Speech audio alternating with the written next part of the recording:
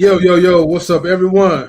Welcome to Knowledge and Relationships Reckless Reviews with your boy, M3, Stan Lee. Oh, I was about to say something else, but Stan Joseph, I meant, right? And the homie Sophisticated Jerry. What's Up, good? dog, What's man? How good? you guys doing? Hey, why stand down there looking like Big Worm? But the soul glow. Yeah, you can't be out here looking like somebody's Medea now, right? You know what I mean? I know you got the lights going on, right? But Man, you gotta take the bottle off, man. Man, Sunday's my oil treatment. I can't get, then it'll be all over my face. So it stays Oh, on okay. 8 hours. You look like one of those ghetto action figures, like you know, like a GI Joe. If they made it like a ghetto version, like you come with an eviction notice and Like a bottle of E&J and shit. I pinned on Cobra. Yo, old Joe. Nah, we just fucking with you, Stan. We understand the treatments. Oh man, it's all good. It's all good. Yeah. Hey, if you got it, you gotta keep it I feel you. on your hair way. All of us got the hair. You know, like we're blessed because there's a lot of brothers up there that got they got the work from Temu and glued it in. So they got sew-in lace fronts. And beard. Sure, man. I might need You ain't know full that SJ? beard, man, so they have a fuller one. Yeah, y'all keep playing with me, man. Let us blow up on this. I'm gonna come out here with a full perm and shit. Oh man, Tie-dyed it to the side, man. Don't do the chem. None of us doing chemicals. hey, he Yeah, no, I don't. I keep mine short, but yeah, y'all fuck around with us. Let us blow up. I'm gonna come out with the perm and velvet suits. So this here just gonna have that Cat Williams perm, man. You know what I mean? Straight up. Oh But Lord. yeah. But man, look. So we got a dude, right? You know, everybody knows, like, probably knows Shannon Sharpe, right? You know, sportscaster. You know, former football player. You know, all that. You know, NFL type of stuff. But you also have this podcast that's called Club Shay Shay. Now, you guys gotta excuse me, man. This is allergy season for me. It hit me real early though, so like almost for the sneeze. But anyways, so you know, when you're in the industry, there's certain things. Well, there's a lot of things you can't really say, and one of the things you can't really say or talk bad about is how you feel about certain women, aka the usual talking points, modern women. But Shannon decided, right? You know, with Ochocinco, most of him, he decided to kind of like play around the water a little bit. So we're gonna do a reaction on the nightcap, and then we got a bonus video for you guys too, though. So we want you guys to stick around because it's gonna be worth it. All right. In the meantime, we gotta give a shout outs to the intellectual soapbox. He says, "Stan, like, stop playing with my emotions." Right. We have Chocolate Earth Foundations with the triple 3-time salute. Okay. We have Wally in the building. Salutes to you, Wally. What's good, Wall? And everybody is pretty much commenting within the chat. So showing us some brotherly and sisterly love. So thank you so much. So you said Shannon Sharpe was going in though, huh? Bless you. Thanks. Yeah, he let them have it. And Ochocinco was like he was like in service. He had to go get a notebook and pen. Oh, okay. So he's absorbing the game like. I don't Ochocinco because he's like a repeat offender. He got boxitis. He got, you know, Anton Daniels, he coined the phrase, it's boxitis. No matter what, he has a type that he falls for, and I was showing up that pillow talk came in, and that's why she acting the way she is, but... Yeah, he ain't the brightest, so yeah, we definitely got that follow-on clip with him. Yeah. But maybe Shannon getting to him, though. Because sometimes, you know, it take that person in to be with you at proximity, be like, man, I see how he maneuvering, so maybe a little bit's rubbing off on Chad. But see, I don't trust Shannon either, because didn't he have Steve Harvey on there a year ago? Talking about how we need to go ahead and and women make another us, and they are the table, and we need to... See, I don't know because Shannon, and this is the same man that went on for Eddie Murphy's ex-wife. Yeah, but Like, see, that was the old Shannon though. We're talking about the new Shannon. And Steve Harvey don't come around no more. I think Shannon, sometimes, man, you got to make your guests feel comfortable. So I think in that case, man, he did. What's that cat from tonight's conversation? The one that's in trouble and stuff that be pandering. Damn, I forgot his name. We was talking about him yesterday. Yeah. Ace I know what you're talking about. Ace Metaphor? Ace Metaphor. Yeah, Ace Metaphor. He Ace Metaphored him. Where it's like, oh, he pandered a little bit, to make sure people keep coming back to the show. But you got to look at Shannon's life. Shannon ain't never been married, right? Mm-hmm. He got 3 kids. He don't need to get married. They're always in rotation. Now, So that's what I'm saying. So if you look at his actions, he's not going that far to be like putting the bread at risk. So that's what I'm saying. Sometimes you gotta look deeper. You got like, hey, motherfucker, he talking his pandering shit, but why ain't he married? You know what I'm saying? So he knows something. Because Shannon Sharpe follows a Doctor Who module. You always have a companion. They leave. You get replaced by a new companion. So in this clip, what was he just kind of going off on modern females? So Michelle must have. It was shocking. Yeah, it was like when he did it, I was like, wait, what podcast am I listening to? Because he never done that before. Okay. Something about Shannon, man. Like I look, these are guys that have been feeling private for some while, but he just finally just decided, hey, we're going to just make this as a topic, but we're going to tread lightly on this one. It's better for me to play it because while we got a lot of people that's watching us, because we know y'all here to watch the show or whatever. So let's go ahead. We're going to start off. Salutes to the Intellectual Soapbox for coming up. Man, may I say something real quick? Yeah. You know what I mean? Salute to everybody in the chat. Dr. Quantum, you know what I mean? Wally, all y'all, we see y'all. You know what I mean? Mm-hmm. You know what I mean? Salute to y'all. Much love, much love, much love. Did I forget anybody? Chocolate Earth was good. Chocolate Earth was good, sis. I see you in the building. You know what I mean? But we gotta understand that, guys like Shannon and Ocho, you know what I mean? They have access to women that we just don't have access to. That's just one. You know what I mean? So they're living a lifestyle that we're not privy to, nor do we fully understand because we're not around those type of women. You know what I mean? Mm-hmm. And in the times that we were, right, those are brief interactions. But based on that, their psychology is different. They've been basically at the top of the top since they was teenagers, if not younger than that. You know what I mean? They're Pro Bowl Hall of Famer type football players. Like these guys, you know what I mean, were winning championships and all types of stuff, man. Driving Ferraris and all types of cars. Like, you know what I mean? This is back in the 90s and early 2000s, you know what I mean?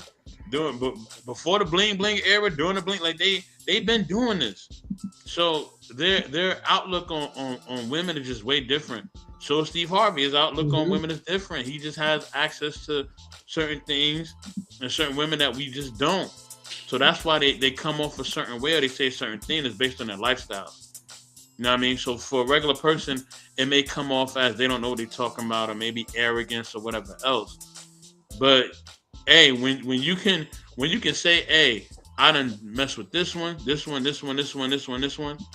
you could probably mess with them again, or you probably got another batch in rotation, and you probably got them from city to city, state to state. Yes, it's just a different type of, you really living that Ric Flair life. Woo! When you really doing that, you know what I mean? Limousine driving, jet flying, and different women are at your beck and call. Yeah, it's a difference. You move differently. And we can give our perspective on it, but we not there with that. We not, you know what I mean? We not really in that type of lifestyle, and that's just the truth. But I get what you're saying. But them same chicks that they mess with, them chicks be messing with the dudes, the dishwasher at Chili's. We can't hype them up like they. You know what I'm saying? What the great philosopher Snoop Dogg once said: "Everywhere I go, I see the same hoes." So man, I get it. They do have a different lifestyle. They're able to trick at a level that we can't. But as far as those females, man, like, trust me, they messing with dudes that ain't always on that tier 2. Possibly so. Yeah, at times, yeah. But for the most part, these women, some of the women they mess with, not all of them, right? Yeah. Some of them, they only mess with a certain caliber of dude. They're not going to date you unless you are living a certain lifestyle. If you're not driving certain things, they're just going to ignore you. Like, they're going to act like you don't exist. So it's not every woman that they deal with, but it's a lot of them, if not most of them, have a certain criteria, a certain mindset. You know what I mean? And understand, this is just a part of that highly weird entertainer athlete lifestyle. That's just what it is. You know what I mean? And in 3, you get to the video because I know you want to show their philosophy and way of thinking, and then you guys can give your perspective on that. You know what I mean? I don't know if you want me to share the link real quick while we got people out here watching. You know they can sit back and watch for a minute, right?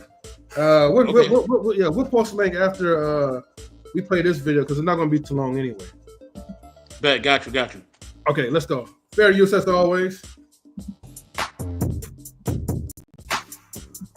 Ocho, a woman posted a very interesting video this week. Let's take a look at it.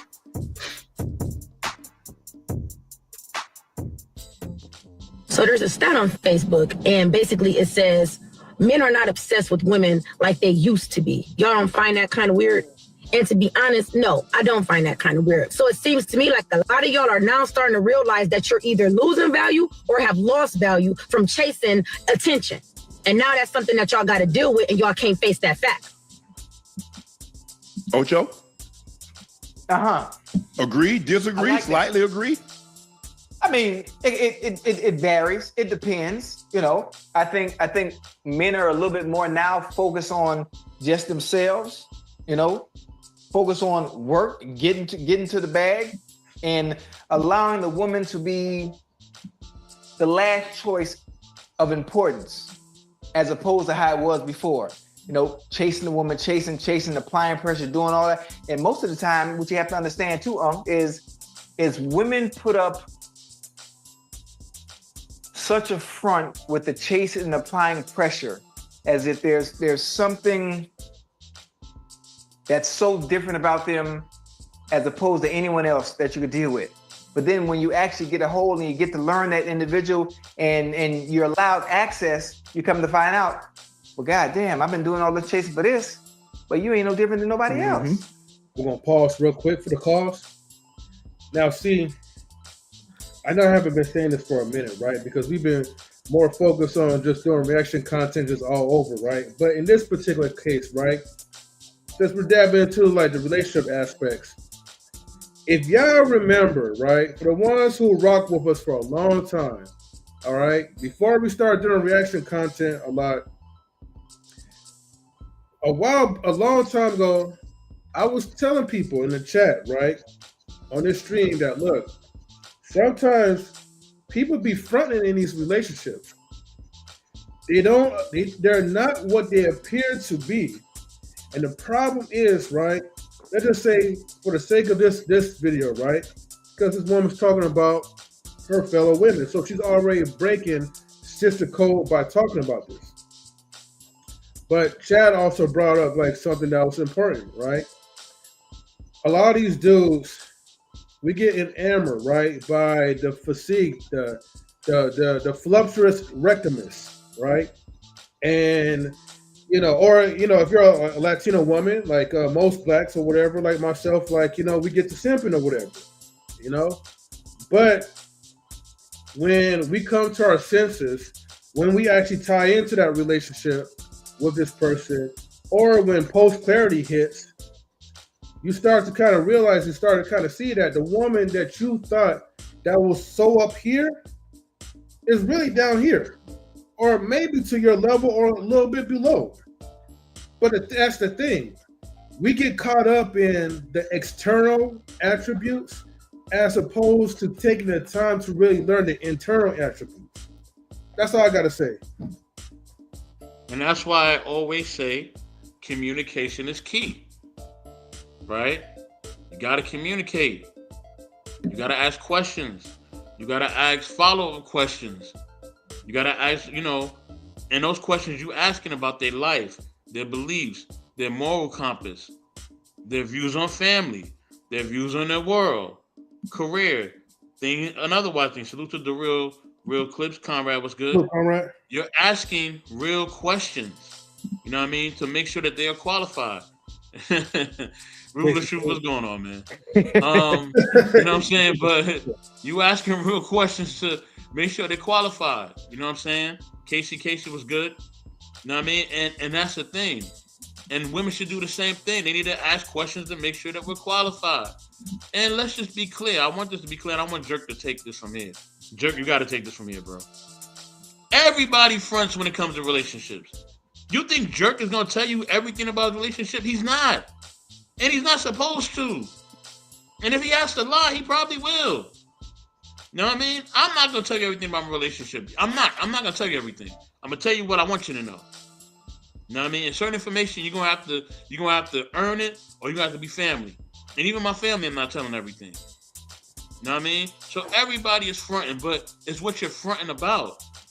You know what I mean? If you're really fronting about things that are like really crazy or is really like out there or is life threatening, then yeah, you need to check yourself, or you need to check what's going on. You need to check the information you're putting out there. But yeah, everybody is going to put the pictures up on Instagram or do certain things or whatever. We all do that from time to time. Even me, and I hate pictures. You know what I mean? But we all will front a little bit. But it's like I said, it's what you're fronting about. You know what I mean? And like I said, and avoid all that character stuff that you was mentioning in them three. You just got to ask questions. Communication is key. Jerk, please pick it up, bro. Please. Yeah, no, I like what you're saying. Definitely, man, you got to have that communication because, you know, that's key, man. You got to move with intention and dissect somebody. You can't just be stuck on the exterior. And that's where a lot of people mess up. And that's where Chad, honestly, man, like, it's funny he's saying this because he's one of the biggest culprits of like ignoring all the red flags and just going with somebody just based on looks. And, you know, that's why he's always in the predicaments that he's in. But, so like, yeah, I do think a lot of people do front because, you know, if you're in a relationship, you're not going to throw the person you're with under the bus. And there's certain things like you were saying, 84, that should be left to discretion. But I do think you could still be authentic. And it's the way you speak about stuff. Because it's like, man, nobody's going to be perfect. So particularly like if I'm listening to somebody and they're willing to like point out their own flaws, then I know that they're kind of authentic because like they're not always like pointing the finger at somebody else or trying to act like their relationship's perfect. So it's just like you got to be careful how people talk about certain things that are when they're describing their relationship. It's like, is it based in logic? You know, I always ask questions. I'm like, hey, why'd you structure your relationship like that? And if they could give like logical stuff, then, you know, they should be pretty solid because they're not just operating off of emotions and stuff. But there was one word that female said, man, you know, even though she was kind of cooking, it's that word obsessed. Why the hell would anybody be obsessed with anybody anyways? That word, I don't know if people looked it up because I've been hearing it pitched around a lot. Like, oh, you should admit, we seen one guy. I was like, I sent the clip to Stan and them, and this dude was like, oh, men should be obsessed with women. And then I see some other things like men were saying like women should be obsessed with men.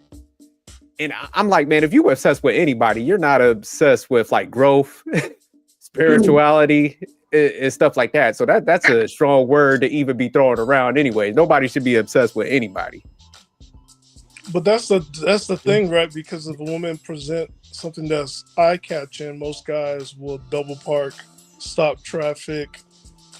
I mean, the assumption is real. You see ass, you don't know how to act like you've never seen it before. And this what goes on. What everybody said on this panel was correct. Now I'm going to point this to the men. This is something that's our fault, right? Like when you don't check yourself, like why are you obsessed over a person? What's going on for you that you are obsessed about somebody that you don't even know? And what about you that's like you ignoring red flags? Like, do you have some kind of internal needs? Do you feel like possessing this person is going to make you happy? For me, it becomes like a mental health thing. Like, what's going on for you that you know, we all had access to women before, so like that's nothing brand new. Now, some people, okay, the majority of us, you have, and you just can't be obsessed like you're 13 years old, like you're grown. So what about this woman that's making you forget everything that you built and you know was wrong and right? So that's something you really do have to check in yourself. You gotta check that out. Well, most And like people. Jerk, may I say this real quick, M3? Yeah, go ahead. Like Jerk was saying, is what you front about, right? So is you know, because you don't want people to be thinking like you're some guru on relationships and you're critiquing their whole life. You know what I mean? And you know what I mean? You out here just not know what you're talking about. You gotta let people know. Like I tell people, I am a deeply flawed man. I have a lot of flaws. I'm not perfect. You know what I mean? But in my flaws, I'm gonna tell you some great game if you listen. Through my mistakes and through the things that I've achieved. So yeah, M3, go ahead and pick it up. Let me go get my water. No problem. But keep in mind, y'all, right? Women love for you to tell them lies, so you gotta tell them that you're perfect in every way.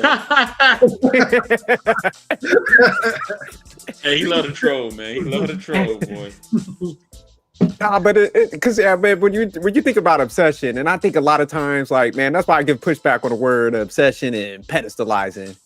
And think about it, it's just like if a guy's like obsessed with you and pedestalizing you, he ain't focused on like growth, pushing himself to that next level, which is good. You're gonna benefit from. So I think that's why like people need to really sit down. It's like, okay, if that dude's just like tucked behind you, he ain't probably doing what he needs to do. And then eventually, like when that mystique wears off, he gonna be if he got that kind of mindset where he's obsessed and typically pedestalizing people, he's gonna put that same energy towards somebody else. So that's why I think people just don't understand what they're asking for sometimes. Yeah, I mean, I wouldn't want nobody to obsess with me. I'm like, nah, you need to let's get you in you need some hobbies. you need to put yourself in a better position, and like we got to get you healthy, man, so that way you're not fixated on just one thing, man. You're balanced in life. And I think a lot of people, man, I know we were talking about it on Conrad's thing the other night, where it's just like, man, a lot of people are sick, and that's what we're seeing playing out to the point where they want somebody like tucked under them, damn near worshiping them and shit. And that's exactly it just ain't supposed to be like that. Go ahead, Sam. Yeah, that was exactly what I was going to use. Remember, we always say like when they say one word actually mean another word. That word obsession, right? Like, do they mean to be like worshipped and to give money? Because everything is like, it's all about the money. Because if somebody was obsessing over you and you want that, they're gonna stalk you. You're gonna do a restraining order. Ooh, you don't boy. want somebody to be emotionally tied. Well, you want this person to cash app you everything? Is that what you really want? Because like in this generation, I don't think nobody want that type of obsession. People want to get paid. Like, you like me, worship me, and by worship me, paying me, and I think that's the word that she wants to say, but I guess she didn't want to be struck down because they, saying it becomes something else. But I agree with you. That word is unique way of using it. Is like we need people to obsess over you. I'm like, what? Restraining order. You obsess over me, I'm the wrong one. I'm nobody's God. Don't work with me. I'm calling the police. Don't do it. And then after that, I'll send my female cousins after you. So I don't like women obsessing over me. It's not a good look. Yeah, I'm gonna just say this, and I'm gonna play the video real quick, right? No one, even guys, don't even like women to be obsessed over them. I have a story, but I'll get to that story like in a later part of this video because man, when one of my guy friends like got caught up in a situation where a woman was heavily obsessed with him, man, the whole workforce was hearing it. The boss was hearing it. And believe me, for most people, it was very, very annoying. But anyways, I'm going to digress from that story, but let's go ahead and we're going to continue the video.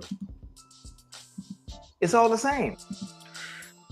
At the end of the day, I think men's focal point has changed from chasing women to more focusing on themselves work, family, if that comes into play, and it's just different now. It's just different now, especially in today's era where we have a lot more women that are in, I hate using the word alpha positions, but they are the men now. Does that make sense? Yeah.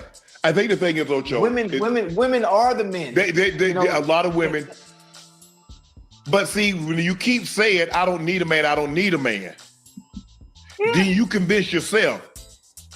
And then you want to be masculine because you think you can talk to, at the end of the day, that's still a man. And I'm not saying, look, I'm old and know how my grandmother and how I saw everybody raised. See, these women today, they talk about, oh, I want to be treated like my mom and my great grandma got to treat, but y'all don't behave like that. Y'all ain't cooking. Y'all ain't cooking no meal every day. When my grandfather got home at lunch, meal on the table. He got home at dinner, meal on the table. He ate first. It wasn't no arguing back and forth. When my grandfather said they can, they did. When he said they couldn't, they couldn't. But y'all, I'm gonna do me. Okay, well, do you? Pause real quick. Before I even continue, right? Hey, look, we got 16 people watching us on the live stream, but only 9 likes? Dang, right? I need y'all in the chat, y'all lazy mofos, to at least take your little. Hold on, let me zoom myself in, right? Because I don't think y'all can see this. You see this? This is called an index finger, okay? I need you guys to take this index finger, right? Lift it up. It's a little bit of work, right? For you 16 people that's watching, I need you to take that finger, and I just need you to tap the like button, okay? Can you guys do that? Just tap the like button on YouTube. I know it seems like a lot of work right now, but trust me, it's really easy the first time you do that, okay, fam? So do us a favor, get the likes up. All right, liking the channel is free. Okay, you see that? Get the likes up. All right, thank you. All right, let's go ahead. We're gonna continue off. And so man, I say something to what I'm gonna say something to what Shannon was saying. Yeah, go ahead. And what I'm agreeing with, right? Mr. The only it's like when men ask women what they bring to the table, right? All these things are happening, whether it's women saying that they don't need a man or men asking them what they bring to the table, and these down the third. These are all things that's coming from insecurity and hurt. That's all it's coming from. You know what I mean? You're insecure, so you know that you may not look a certain way, or you may not have a certain type of characteristic, right? And you know that, in order for you to really get somebody, you have to have a certain amount of money, or whatever else you have to have, whether you're a man or woman. So you gotta actually basically, dang near bribe somebody to be with you, right? Because you're insecure. And so now you're gonna say, well, I don't need anybody. You know what I mean? Which we all know that's BS on either part. You know what I mean? Because for men, we know that our greatest resource is a woman, and women know that their greatest resource is a man. Vice versa, outside of God. You know what I mean? So all that is just insecurity and pain. And because you've been hurt or you've been disappointed, by the opposite sex, now you want to come up with all these rhetorics and I don't need a man and, high value men and high value women. This is all coming from people who have been hurt and disappointed and are just insecure. Because the thing is, if they was getting the results, we wouldn't even hear none of this. Let's just be honest. If I'm working a career and I'm getting everything that I want out of it, I'm happy. Right? I'm getting all the amenities. They gave me a company car. I got a phone, a laptop. I'm chilling. I ain't got no complaints. I'm in management. I'm doing good. But if M3's working there and they tell him to go clean the bathroom, right? Oh, M3 gonna have a problem. He don't want to clean the bathroom. Where the janitor at? You know what I mean? But this is the thing. This is the results you're getting. If you're getting your results, you have no complaints. If you're not getting results, all the complaints come out and all the excuses come out. Yes, I said it, excuses. It's all a bunch of excuses. So yeah, women are saying that because a lot of times most of these dudes don't even want to take care of their kids. And that's a fact. You know what I mean? And then men are saying what we saying because, Yeah, a lot of women ain't trying to cook or do anything. They want to be taken care of. So it's on both sides, and both are just on some BS. To be honest with you, like I said, I'm about to burn all this to the ground. I'm dead serious. I'm about to burn all these talking points and all of this, all these spheres and feminists. Oh, I'm about to burn all that to the ground because I can. You know what I mean? Like the great Shawn Michaels said, I put on a show, and I'm gonna put on a show that you'll never seen before. Why? Because I can. You can say that I'm harsh or arrogant or whatever you want to say, but I really live this. I really do this out here. So yeah, I land my plane there. Well, for Mr. Best for President, y'all. All right. I mean, he definitely had a good point because, man, yeah, when people say those like type of statements, man, it's just coping, and that's how you know somebody didn't do the work, like Stan would say, because it's just like it's all right to be like, look, man, I'm not getting good results out here. Let me go seek out some people that got their shit together so I could improve. So instead of saying that, that's what they turned it into. That whole like what 84 was saying, Mr. Soapbox was saying was like, oh, I don't need a man or I don't need a woman. It's like, man, if you don't need the opposite sex, you probably on some serial killer shit. and we need to take you away from society because, hey, I'm pretty cold with it, but I know I want me some interactions with some females. Like, get the fuck out of here. You know what I'm saying? So, yeah, you unhealthy if you don't want to be around a healthy female. But just giving not Stan, but Shannon Sharpe a little bit of pushback. I kind of see what he's saying. So he's not spitting anything that's false, but it's like, are you seeking out that woman that has those qualities that's aligned with what you want? And I think it ties into what you were saying earlier, M3, where it's like a lot of guys that I see that have trouble, man, that I be talking to, they want the baddest chick, and then they want her to conform to doing that stuff. Versus like going out there seeking somebody that already has those like qualities of being like a homemaker, being nurturing. Yeah. So that's what the biggest issue is in females and men, where it's just like, okay, I'm gonna go seek out the person that I'm attracted to, and I want them to change to what I want, and that's really the issue. Yeah, and here's the thing, just kind of like reply back to Jerk, right? Like, I believe in quality women, right? Based off of their attributes.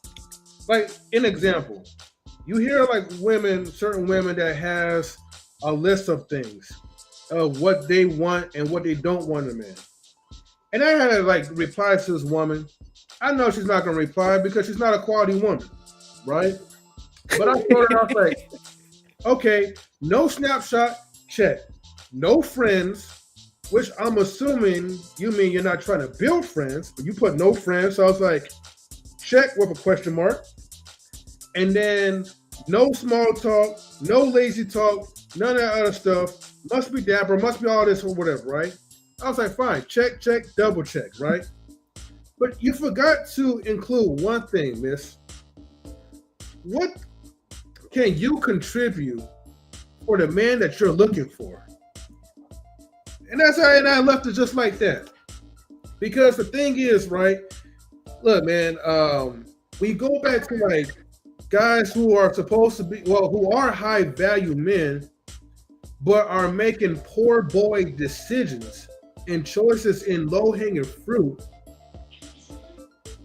You kind of see like why they're going through something similar that most average guys go through when they deal with certain type of women. Now here's the thing, I'm not talking, I said certain types, all right?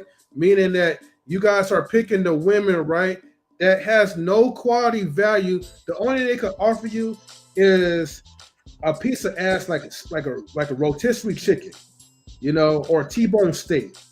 But nothing else, nothing more. That's all you're gonna get on the table. Just okay, 2 rectums on the plate. All right. Hey, rotisserie chicken's fire though. I ain't gonna lie to you. I'll take some rotisserie chicken. Yeah, you know? What we always say, M3. What we always say. Watch who you lay with and watch who you stay with. And the other one, right, is some people got to take what they can get. Oh, don't forget the new slogan too, Mr. Best, right? Most people live but still, they never learn. Most people never learn. Exactly. But real quick, Miss Nebraska said, Shay has some purses. The man bags. Man, that's a purse. I know, Stop it with a man bag. I agree with you. Some of us, y'all too big to be following these trends. It looked like a handbag. It looked like a clutch. I don't like all the stuff that women got. I don't like it. But he's too big. Like when you too big, you can't rock that stuff. Like this. Yeah, with Shannon Sharpe like 230. Yeah, you can't have no man bag if you over 200 pounds. And 6'6". You can't do it. It looks crazy. Yeah, let me see if I can find a photo. Yeah, but that's part of the affiliate program, right? Like you gotta wear like and the agenda too, the secret agenda. You gotta wear like those purses though. It's to pretty much soften the masculine type of person that you are. Remember, we're living in a emasculated type of society. So man, if you don't wear that fanny pack when you run around with your kids, just wear the fanny pack and be done with it. No, we're not doing the rock style. We can leave that to the rock. But literally, when you travel with kids and you got all this stuff and you driving that van, a lot of grown men have the fanny pack because there's stuff you just got to grab and you put stuff in your front pockets. I'm just talking for the dads out there that have to travel and do road trips. That's what everybody's rocking. You see grown men, you're too big for that. I don't know what that is. And skinny jeans. You can't rock skinny jeans when you tall. Why he got the orange joint? My man look like what's some people that walk the kids across the street, the crossing guards and shit? Yes. Yeah. Damn. Yes. And he got Total Wine. He about to get some red wine and shit with an orange man purse. Damn. Yep. But I thought Miss Nebraska was joking, but god damn. It's for real. I just want to say something real quick. And this is to the ladies, and I'll get to the men. Ladies, when you constantly say you don't need a man and you calling everybody zero, you speaking death into your life. You just got to know that. The reason why you end up not having a man, you just kept on saying it over and over again. Now that energy is out there. You got to stop saying it. What you really got to say is this, like, hey, this person disappointed me and why? And you got to look at yourself and like, okay, what was my expectations for this person? And then I see red flags. For the men, we don't go around saying we don't need women, but if you have that upset and you flustered and everything else, you got to look at yourself and like, man, what's up with your mindset that you going around here like thinking that women owe you anything? Like, are you just a taker or a giver? And why are you giving and you have expectations? You got to look at that. And that's for the men. Like, just sit down, journal, talk to some grown-ass men. Stop talking to your boys. It's the blind leading the blind. Talk to some grown-ass men and let the old way go. Stop, and everybody, both sides, stop cursing yourself. Just stop it. Y'all need somebody, go 50-50. You ain't all that. You here on earth. God made you not to be an island. Get your boo, shut up, and cook, and be done. Where that gunshot? Where that gunshot in 3? Where that gunshot at? I don't know where my phone. Wait, actually, I don't have the gunshot sound effects. Whatever the horn, whatever Stan need, give it to him. Yeah, I'll be right back to go turn my phone off for that part. Okay. Let's go ahead and continue to feel in the meantime. I don't have to be a part of it. And so I think the thing is that they've convinced themselves they don't need a man until they need a man. And then you 20, now you 45, now you 50. Now your options are limited. Right. Yeah. I don't think women understand that the options are limited, especially today, especially for what they want. When you look at their expectations and what they expect and what they're looking for, it's very hard. It's very hard to get. Ocho, it's not hard. But here's the thing. What you want, gotta want you. Ooh. See, that's the problem. Okay, you want a guy. Oh, he need to be over 6 foot tall. Oh, he needs to make 6 figures. Oh, he need to do this. Right. Well, every time you throw out something that he needs to be, you a percentage, 15, 20%. Whoop. So now you down to 5%. That 5% of the man that you want, that's over 6 foot tall, that has a nice body, that makes 6 figures, that's well-to-do. Does he want you? Oh, I like the way how you added. Hey, somebody somebody donate a suit to Shannon Sharpe. This man look like the next Kevin Samuels. Go ahead, Mr. And three. What did I say? I said the husband and wife feel is less than what? 5%. Remember, I said that last year. And I said that I'm reducing it down to 2% this year. I said this already. Right. Remember, I said this. I don't know if you remember, but I did say this. I remember. We gotta find some clips, man, for proof, man. Look. Just look for the videos, y'all, man. Like Mr. Best did say it. Well, what was that again, Mr. Best? So you said it's only like 5%? I said the spouse feel, whether it's husband or wife, is 5%. And I said this year I'm dropping it to 2%. I'm gonna still give y'all 5% because it's still the year is still fresh. So I'm gonna still say 5%. I'm gonna go with we're gonna do the 5%. All right, but understand it is 5%. All right, that 5% is right there, and it may drop down. It might. So why you think it's 5%? I kind of agree with you, but I want you to put the logic around that because I think you are into something. It should be 5% no matter who you are. It should be 5% whether you're a celebrity, a regular person, a politician, whatever. 5% of the people that you meet you should only consider them to even be in that realm. If you're ready to get married at hello to everybody, then that's a problem. If it's 0%, it's a problem. If you just hate everyone, then that's a problem as well. Either one is a problem. You know what I mean? So for those who are too extreme and you want to be with everybody, yeah, that's a problem. Just because a guy says hello and now you want to marry him, that's a problem. Just because a woman say, oh, hey, I like your haircut. Now you think she the one. No, she not. She just giving you a compliment. Calm down. You know what I mean? And then if you're on the other side, if you hate everybody, then that's a problem as well. So yeah. I will say this though, right? Over time, my mind is definitely resensitizing, especially the way how I view things. See, back then, like, I would feel guilty for having a picky mindset, a picky attitude. Because here's the thing, we're so used to getting shamed for what we really want, and we get shamed heavily for when we reject. So let's just say, for instance, maybe the woman is somewhat good, right? But hey, the Bible says no one is good.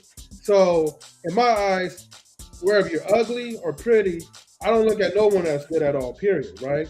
So you better come with something besides a false pretense of a type of attitude that you're carrying, right?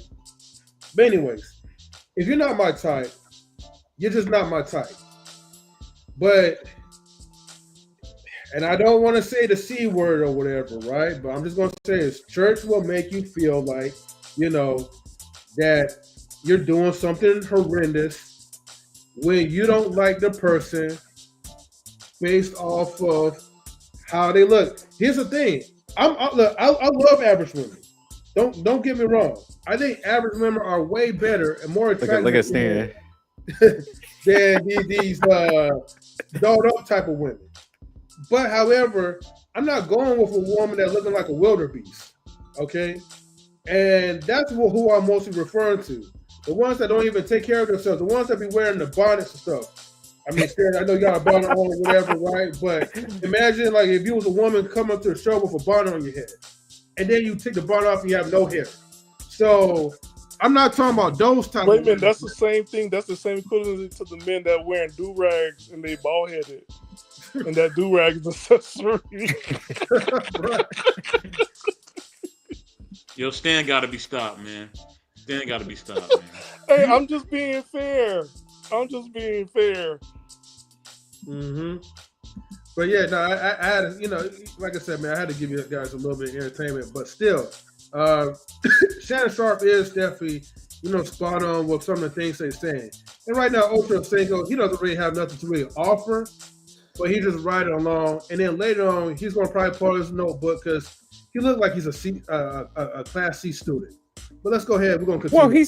Well, he's co-signing a lot of stuff. So what he's saying is making sense. But the what's making him look dumb in his video is just like, okay, so you have an understanding of this, but you still go against what you understand, which makes you dumb.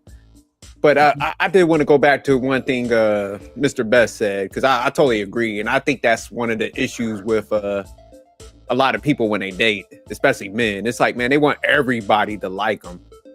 So instead of like having a standards and eliminating people based on like principles and stuff, they want to hold on to everybody. So I like how you phrase that. Like it should only be like 5%. Because I never put the percentages on it, but I was just telling somebody we were talking about that. I was like, hey man, everybody ain't supposed to like you. You ain't supposed to be with everybody. You're supposed to narrow down that field, the data market based on like principles and standards. And then, that's when you kind of start looking for people, that you align with more. But people do it the opposite, where it's just like, I want everybody out there, and then I want to start conforming people to the principles and the standards. So I like how you phrase that.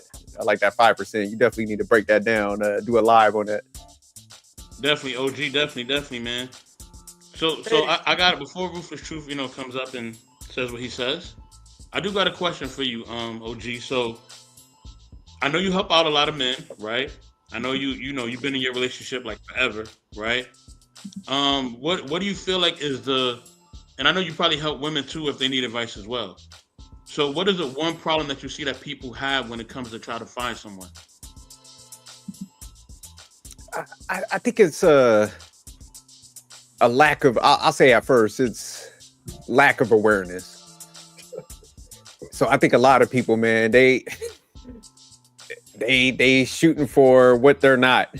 So you might have a dude, he might be a 5 and he want a supermodel, or vice versa. You have a chick, she's like, hey, I want this. They got a whole list of superficial stuff, but they don't measure up to that. And a lot of people do base their stuff off of attraction. So I like what Shannon Sharpe was saying. He was like, hey man, if you want something, that person has to like you back.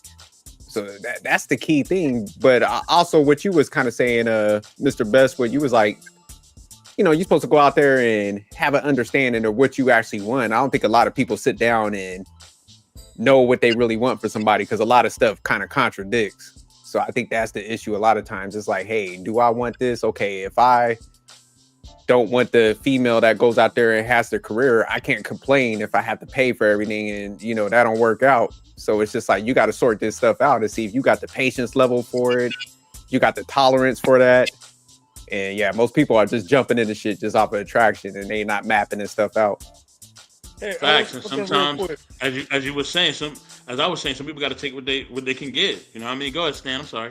No, it's good. That's good that you said that, because when Shannon Sharpe says that, right, that they gotta like you, I can see the pushback in Ochocinco and other men and other women, because a lot of times there's something called persistence, and if you continue to be persistent, or you helicopter around that person. That's why I don't like that friendship talk.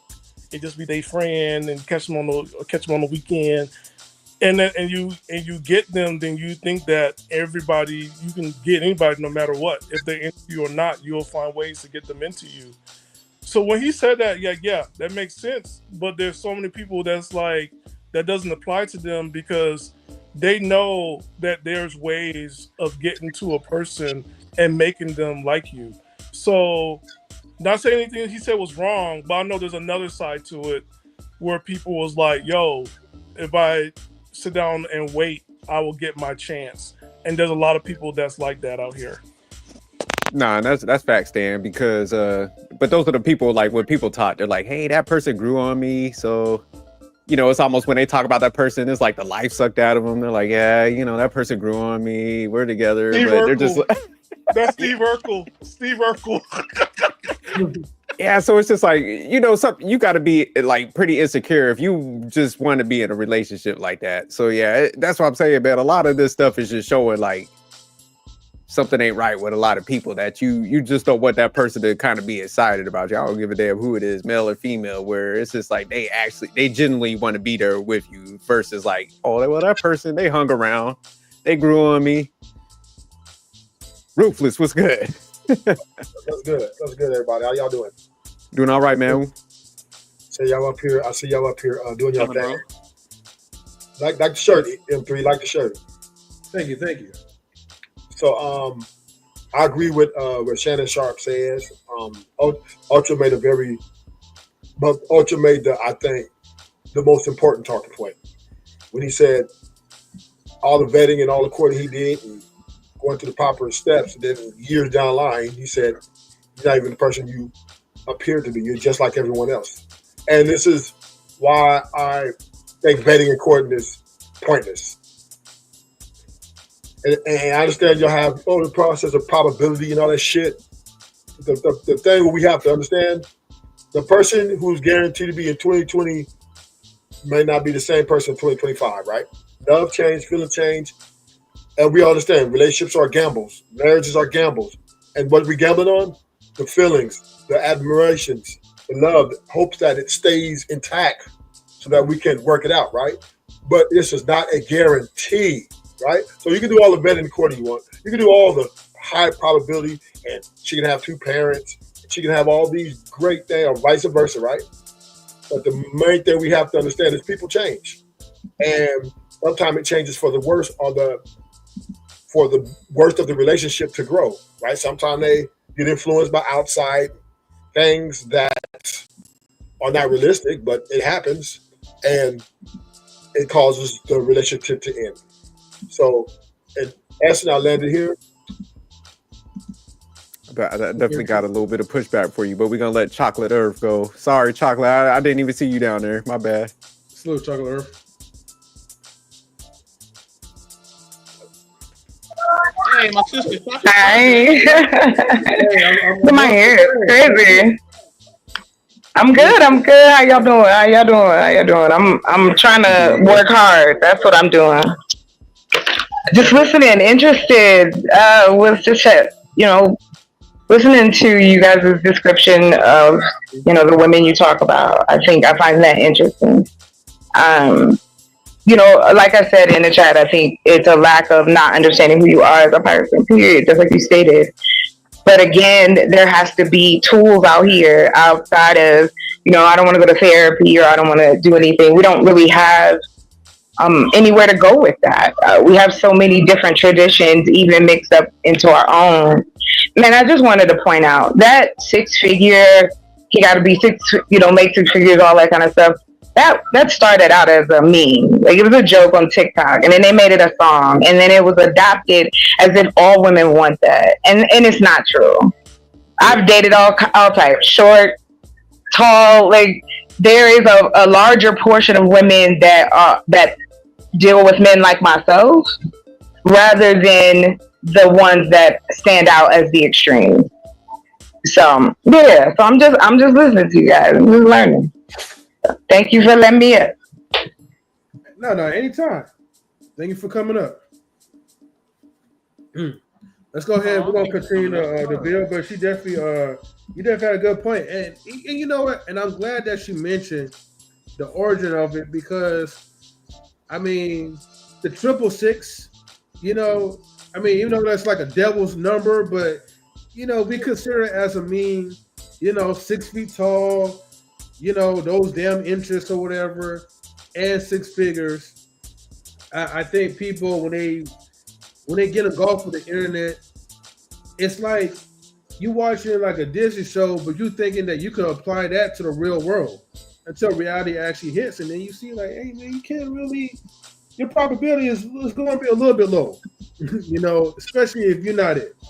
Let's go ahead, man. We'll continue. Hey, real quick, I got a question for Ruthless, because when he was Ruthless, what you say again? Like you courting and something else is pretty much dead, or yeah, it doesn't matter. So what do you recommend men do to get to know a female?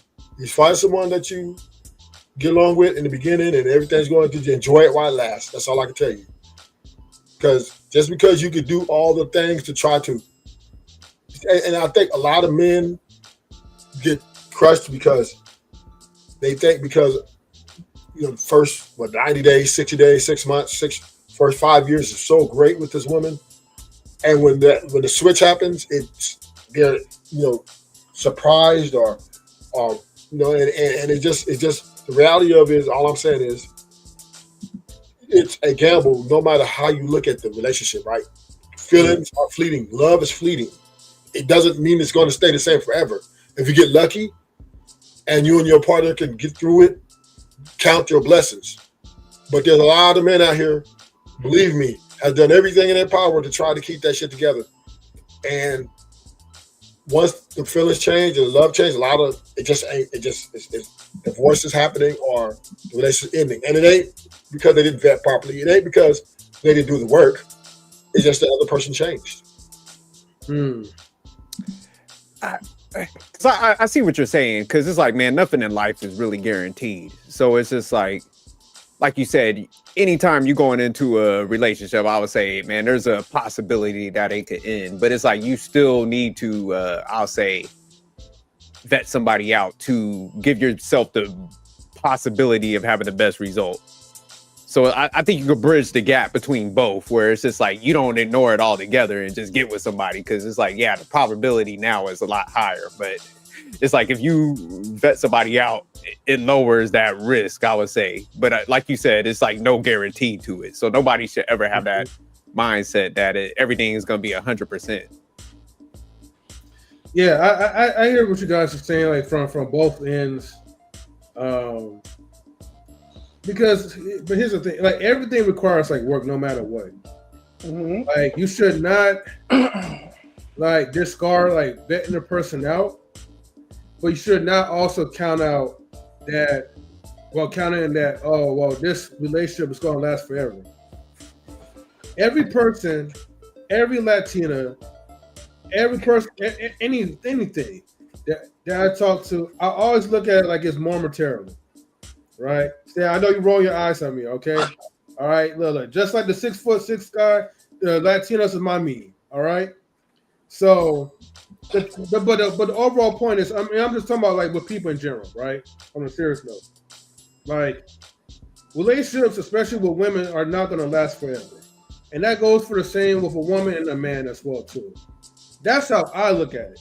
But I'm still going to vet, because if I'm going to spend like at least like 3 to 6 months with you, or I'm going to spend 5 years with you, I need to know that within those years that I've spent time with you, that I'm not spending my time to try to put up with your BS.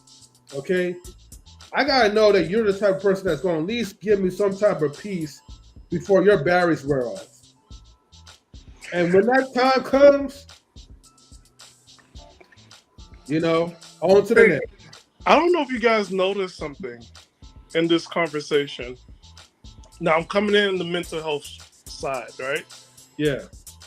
When women go through this and if things happen, they get real support from their girlfriends, right? They're not talking about, oh, you should look at the red flags. They're like, are you okay? What happened? What do you need? Us guys, Rufus Truth mentioned something, right? And we're like going back to vetting, not believe, like it was very cold. It was like, you're on your own. You should have known better. Next time, do better, right? And that's, you guys go with this bullshit, wrong, right? But understand, like, it was like, yo, there's a lot of men out there that their marriage did fail, and they feel like they're alone, and they feel like it's their fault, and also they feel like there's no support, and there's no sympathy or empathy. I think for us guys, that's something that we got to work on for guys who have gone through this loss, because that's a loss. And that's all I just want to say. Nobody was wrong. Nobody was wrong. Aww, you guys. Now, look, I'm going to say this. Now, when we see something on the news next week, I want y'all to recap this part, right? When he comes back for his ex-wife, we're going to be like, he should have talked to us. I wish. Can we get the violin music? I mean, yeah, hit them with the violin. Yeah, I got you guys, man. Where's my violin? But Oh my Stan, God. Jerk, hold on, I gotta go ahead, cook go real ahead. quick, Jerk. Please, Go I gotta ahead. cook, please. Do your thing. Do your thing. Oh, you guys are so. I need some tissue. I need some Kleenex. Chocolate, you got some Kleenex over there? You got some Kleenex, chocolate, please? Can I get some Kleenex, please? No, I Yes. don't. I ran out. I don't have Oh, any. you ran out? You Damn, know what? I ran out, but if you got it, you can lean on my shoulder. You can wipe your tears on Yes, my chest. ma'am. Thank you, There big you sis. go. Thank you. I You're need that. welcome. You're Listen, welcome. man, cry me That's what I'm here build me a for. bridge. Cry There me you a river go. and build me a bridge, Yeah, all cry right? your river, and I'm gonna Cry set me you a river and guys build me a up. bridge. Listen, Hey, listen. ladies, Listen, ladies, it's are you called a growing Jezebel? pains, all right? Hold on, Look, if Stan. you- Let me cook. Okay, go ahead, Let me cook. cook. Let me cook. It's called growing pains. You're going to have to go through growing pains. All Mhm. right? And that's just what it is. And yes, I've been on both sides. I've been on the side where I wanted to take my life. I've been on the side where I didn't get the support. I've been on all sides, but you know what? I had to, you know what I mean, put the work in. You know what I mean? I had to get up off off of the ground and keep it pushing. You know what I mean? In life, you either sink or swim. You know what I mean? And that's just what it is. So I'm really I'm gonna just be honest with you. If you are over 35, I don't really have no compassion for you. I'm being completely honest. I'm just not. Facts. I don't have it. I don't. I'm serious, Dan. I really don't. I really don't. I done lost children in the past year. I don't have compassion for people over 35. I really don't. I really don't. You know what I mean? I just don't. I don't. You know what I mean? And the reason I don't is because I don't. I really don't. It's hard. I'm working on it, but I don't. And I'm gonna tell you why. Because the thing is that we live in an age where we have a lot of resources. You got a lot of things there to help. You got a lot of things there to make you better. But you know what it is? People are just selfish. I'm selfish at times, right? You know what I mean? There's things that I want that I don't even need, right? And there's things that I subscribe to that has no benefit for me or whatever. It's just me being selfish. I want another cell phone. I don't need another cell phone. There's no reason for me to get another cell phone, right? Me and him three got the same phone. We got the best phones out there. He knows I don't need another phone. He know that, but I want one. Why? Because I'm selfish and I'm greedy. You know what I mean? That's me being flawed. So when you older, you know better. You know what you should and should not be doing, but you know you just want to be with this person, or you know you just want to be with this chick or this dude or whatever. You know this already. And salute to Lola. I'm glad he's up here, and hopefully she comes up here. Man, I wish I said that dragon intro on the show. But I don't. But yeah, like that's the thing. Like I don't have compassion for people over 35. I really don't, because you know better. You know what you should be doing. You know what you should not be doing, but you just choose certain things. You choose to make the decision that you want to make, and now you gotta live with the results. And that's it. And then when people try to help you, don't listen. I have siblings. I have a sister. She's older than me. I've been trying to give her the same advice for almost a year now. She still don't want to listen to me. So you know what? I told her about a month ago. I said, hey, just go do what you got to do, man. Go do what you got to do. Go handle life. Go get married. Go do what you want to do. Because I'm tired of talking about this. Oh, wow. Why are you saying that? Because it's the truth. You want to do what you want. And most of us older people in our middle age or older, we just want to do what we want. Let's just be honest. Let's be honest. That's really what it boils down to. Can I ask you what I'm so sorry. Hold on, Chocolate. Hold on. My bad. You got you. Go ahead. You want to do what you want. You believe what you believe, and that's fine. You can believe what you want. You can do what you want. You know what I mean? But you just gotta be willing to die on the sword for it. And most of y'all not willing to die on the sword for it. And that's just really what it is. Go ahead, Jerk. My bad.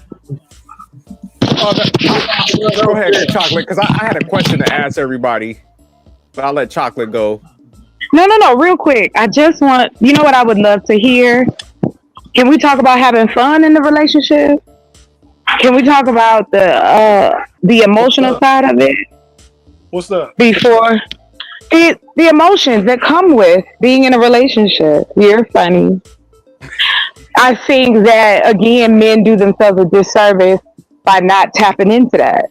Does it make you weak to know how to control your emotions? That's all. Y'all got it. We've been Wait, I think Stan had, excuse me.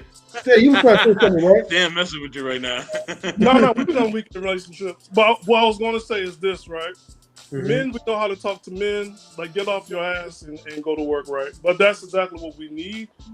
And just be real with it. The reason why I think we still should show empathy or sympathy with people who's over 35, a lot of those people are connected to families and kids and their caregivers. So I'm careful with that because it's not just them that's affected. It's like a community that's affected. So I'm much more like, I'm not going to sit down and give you my shirt or anything, but I will give you some words of encouragement and some resources to go into because you got kids or you're taking care of an elderly parent or auntie or uncle. So that's why I think like those populations are important because they have a responsibility. They're responsible for people's lives. So that's it for me. I hear you, Stan, but most of them don't listen. They don't listen. They don't. You try to help them. You try to give advice. You try to do whatever you can. They don't listen. They don't care. They want to do what they want. I gave you the phone example. I just want to do what I want. I don't need it. I just want to do what I want. It's useless. It's pointless. But I want to do what I want. And that's fine. That's okay. And we could try to be there and be supportive and we try to be patient. But like I said, I really ain't got no patience for it. Honestly, and the chocolate, to answer your point, yeah, that's the aspect of relationships. Yeah, men do need to be vulnerable with the women that deserve the vulnerability and deserve the love and everything else. Yes, that's definitely a factor. And we could definitely get more in depth into that. But go ahead, y'all. Yeah, but I want to talk about chocolate real quick. If I want happiness, it's gonna be the one thing that y'all don't want to do. Actually, probably two things. But one of those things is like cooking, and y'all don't like cooking, so I don't. she dropped out quick. She was like, "Shit, fuck that." So if you don't cook, I mean, that's the whole thing about cooking. It's something about cooking that just like, oh, you care, right? Like there was one chick, she meal prepped me when I was like meal prep for me, like when I was handling a family emergency. I looked at her differently. I'm just like, you know what? So what you do crystals and call on demons? I can give you the seed. So, but let me ask y'all a question, and because like you said something, and Ruthless was saying something too, and I just want to ask y'all a question: do people really change that much, or do we kind of just ignore like a lot of obvious red flags? You're supposed to change. Jerk, I don't want to cut you down, but chocolate is back up. Oh, okay. Chocolate, go ahead. Yeah, hold on, let me see. Like I said, I don't understand how do we get to the place that we can get rid of things like if I'm vulnerable with her, she's going to use it against me. But if your intent is to hurt me anyway, it doesn't really matter. It doesn't matter what I do if that's your intent in the relationship. Or the fact that there are women out here who love to cook, me being one. I cooked for all the men in my life except for one. And that's because he didn't deserve it. So he wasn't getting none of my cooking. I have done, and I'm saying this because I want to give an example of the women that aren't talked about. And to the point before what you said, Stan, about family and all that kind of stuff, that was me. I lived that life. I took care of my mother until she passed away. So I understand that part. And then on top of that, when you come to the table as a woman, especially as a black woman trying to date a black man, and I come to the table with, I know what it's like to be a protector and a provider. But that doesn't make me less feminine. That doesn't make me less of a woman. That just that lets you know that no matter what happened, you got somebody that keep their brain on. But it's not looked at it like that. Oh, okay, I'm sorry. Go ahead. And that's the part that SJ 84 and M3 was talking about, was that communication, real communication. So we have to get beyond what you like in the bedroom and when you're gonna get me a bag and what these trips we're gonna take. People just really gotta like be a little bit vulnerable and just open up and just say, hey, this is going on in my life right now and this is what I need. Can you provide that? But what she's asking about is like, because I do hear like dudes talking about like females that do work and stuff and they're masculine stuff. So I do think there's women that, you know, work and stuff and it still could be feminine and shit. Because, you know, my wife, she works and stuff and she contributes. And I know a lot of females that I work with, they in that same capacity. But what I think sometimes messes up that communication chocolate is sometimes it's women themselves, because it's just like when they're in those capacities and they are working and stuff, a lot of them are like, well, you need to still do this. And I think that's where guys kind of tone out. So I think the messaging across the board, like, and that's why I be pushing like, not necessarily the 50-50, but it's just like, man, y'all need to work with each other. If a female works, man, she could be an asset for the family. You know, you don't always have to keep the female at the house doing chores and shit, you know, and if she's smart, definitely utilize that mindset. So I think the communication needs to go across the board, where we do need to kind of redefine things, because it's just like, man, as far as society and economy, it's just like things need to look a little different. Everybody's thing ain't gonna look the same. And I think sometimes people, it almost seems like everybody's pitching stuff like, you got to do everything I need to do, versus like, hey, listen to everybody and maybe you could do a hybrid of everything. But nah, I do think like females are out here, they're hustling, they could work for the family, like you said, they could bring resources and stuff. So it's just like people gotta, you know, get out of their own way and their own mindset of way of thinking about like how female traditionally did stuff. Because this is like, man, that I just honestly, I think tradition stuff is kind of gone. It's been gone. Yeah. It never existed for our generation, so I don't know what people coming up with it. But I would say this, right? One suggestion I have, like the 90-day fiance, a 90-day no money. Y'all just pour at each other with no money. See how far it goes. No money. Don't buy nothing. Like, have real dates. Be creative. Just don't put money. Like, don't let money be the forefront of everything. You're more than that. You already have the money. So don't miss out on the person that's good for you based on money. Like, just slow down for a little bit, get to know that person, and don't spend money. Be okay with that and see how that goes for 90 days, 3 months or 6 months. Yeah, I agree with that. Do it low cost, because that's how you're going to see if somebody's really into you. But let me ask y'all that question, though. But so just going back to if you think people change dramatically, or can y'all be honest, like the females that you kind of came across, because it just does news now, chocolate and drop. So it's just like, was it that they changed, or did you ignore some red flags? Ignore red flags. I'll go ahead and volunteer. Ignore red flag. Woo!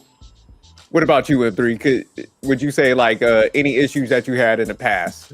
Would you say like it was that person dramatically changed? You didn't see any of the person's personality and they changed? I'm just asking. It ain't no right or wrong answer. I mean, for some people, like over time, like, yeah, you know what I mean? And sometimes it just come out of like, you know, like left field. And you just get stuck like, what the hell did this happen? You know, I just believe like every 5 years people change. Me personally, I would say like I think before I got married and stuff, got my stuff, I wasn't actually asking meaningful shit. And so it might have looked like that person might have dramatically changed, but in all reality, it's just like I didn't ask like substantial stuff like Mr. Best was saying in the beginning, you know, the communication piece. So Mr. Best, I'll ask you. A lot of times I ignore the red flags. I'll be honest with you. I just ignore the red flags. I just wanted what I wanted. You know what I mean? My brother. I paid the price for it. What about you, Ruthless? You still there? Yeah. So you're saying, how do you know if someone? No, I was just saying, like, did you, if looking back in your past and would like say failed relationships, did that person dramatically change, or did you, being honest, did you ignore red flags, or did you not like ask certain things that you could look back and be like, damn, I should have probably like had these conversations up front, or did they just like change and it blindsided you? Well, bottom line is that with most we're talking, when you're talking about 5 years plus, right?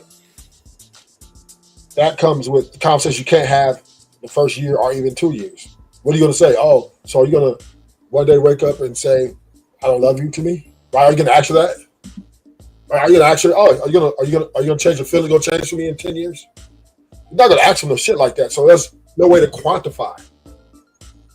Right? There's no way to quantify where she's garnered her respect for you from. So all you doing is hoping, right, that what you guys are building on presently resonates throughout the relationship to continue. The communication part is, the part that kind of try to navigate through those tough times. But how can you ask right questions when you don't know if her feelings gonna change, or you're not gonna ask her? So, hey baby, let me ask you a question before we move on. You gonna love me in 5 years? Are you gonna love me the same? Are you gonna look at me the same in 5 years? Are you gonna be the same? Are you gonna have bad days 5 years from now and want to change? No, you can't ask her those shit like that. So you just got to go with the fucking flow. They don't have the option, right? Okay.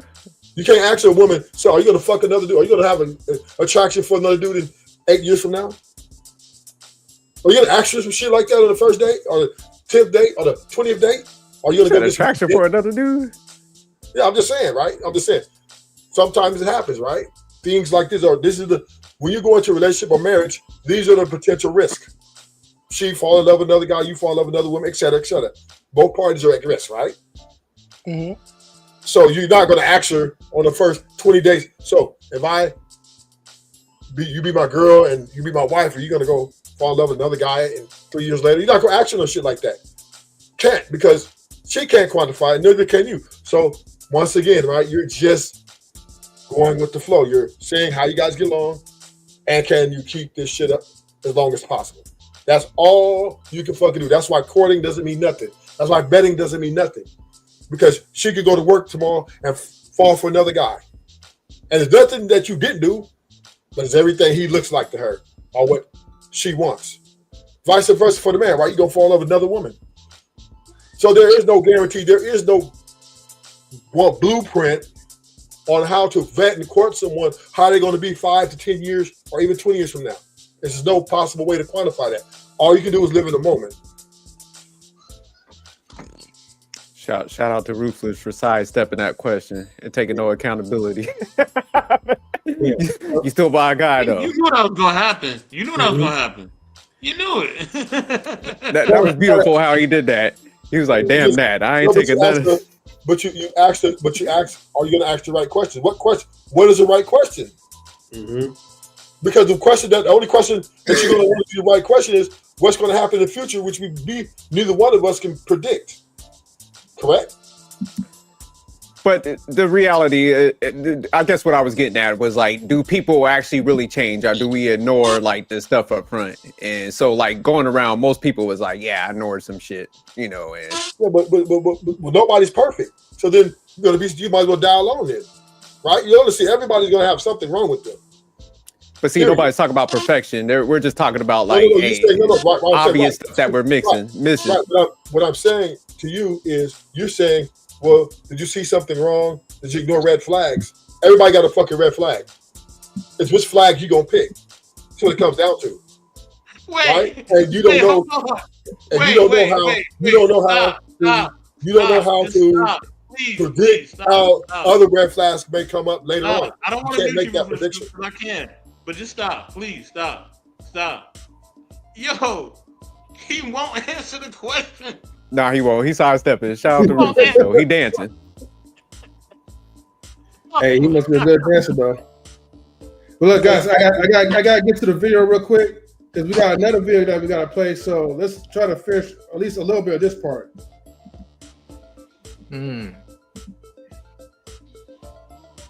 Damn.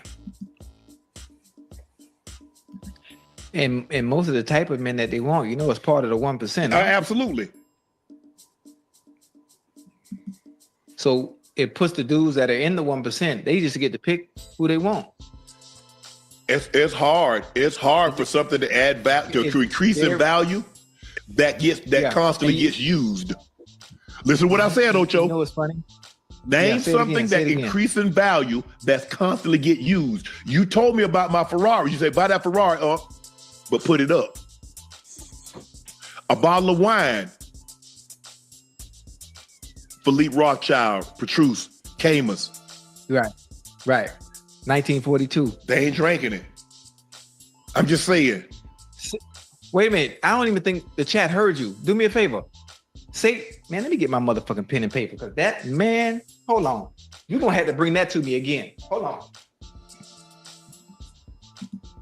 You think I'm not going to use that? You probably going to write this shit in a crayon. Hey, shout out to the class B student. I'm going to use that at Sunday service. Shout out to Sunday service. Boy, you just dropped the gem right there. And I don't even think the chat was paying attention. Yeah, because everything, you know, Ocho, I want somebody at least 6 foot tall. I want somebody at least 200 pounds. I want somebody that make at least 6 figures. I want somebody that go to church. I want somebody that like to travel. So you name 6 things that you like. Okay, you find that guy, but he's only probably in the 1%.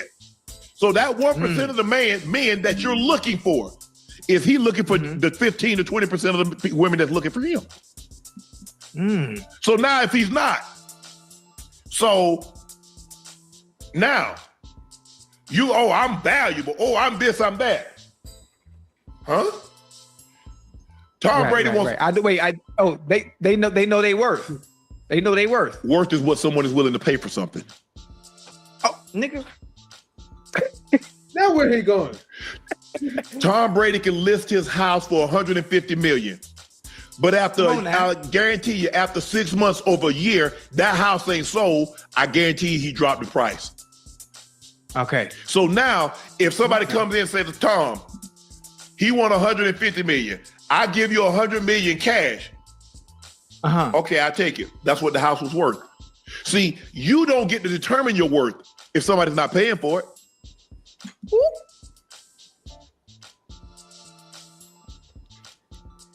That's what women got to understand. You keep saying, are you buying yourself? Are you purchasing yourself? So where's the value? Value is only valuable if somebody will purchase it. I want $600,000 for this tube of lip therapy. It's worth $7. They got to stop this notion talking about I know my worth. Your worth is what someone is willing to pay for it. That's what worth is. Look up the dictionary. Look up worth in the dictionary. As a matter of fact, I'm going to Google it. I don't want y'all to Google it my damn self. Well, you preaching today? You boy? Wait, what? You know what also when I think about is in general, women, they put themselves in unwinnable positions at times. They play hard to get. They're very difficult. They create this perception that all the work the man is going to put in the end,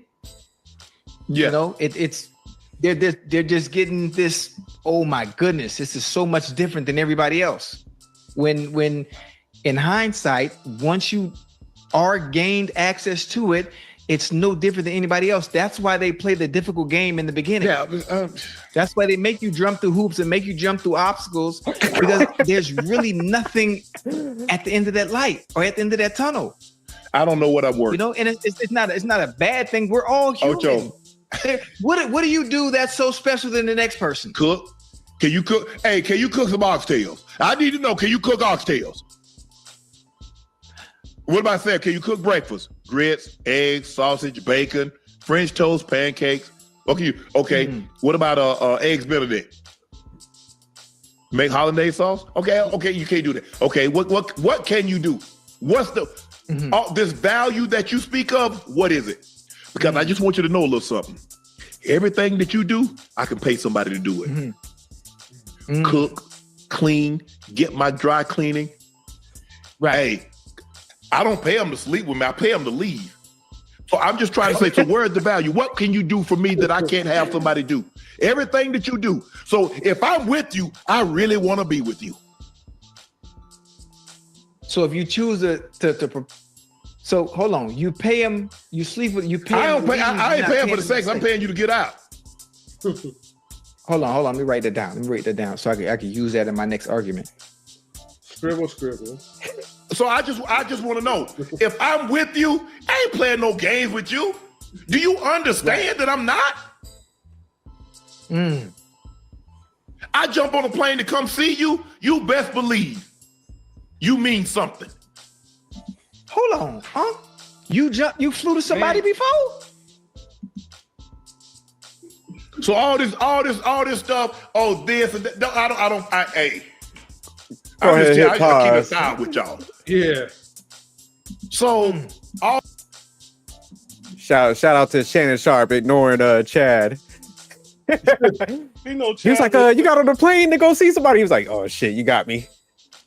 I'm out here tricking. Chad has a type. He'll see that type probably today or tomorrow and forget everything from this podcast. Yeah, he need to drop Chad. That's it. Chad a lost cause. Chad acted like he absorbing all this, but you know he'll be on that TV show like getting manhandled by what's her name again? Evelyn. Not Evelyn, but the new one. Oh, Evelyn 2.0. Yeah, pretty much. So Chocolate, I saw Chocolate making her faces. Chocolate, what you think about this take? You all right, Chocolate? Listen, I had to go and breathe. Okay? I'm just being honest with you. Like, I guess because I'm a part of that single women's group. And the way that's insane to me.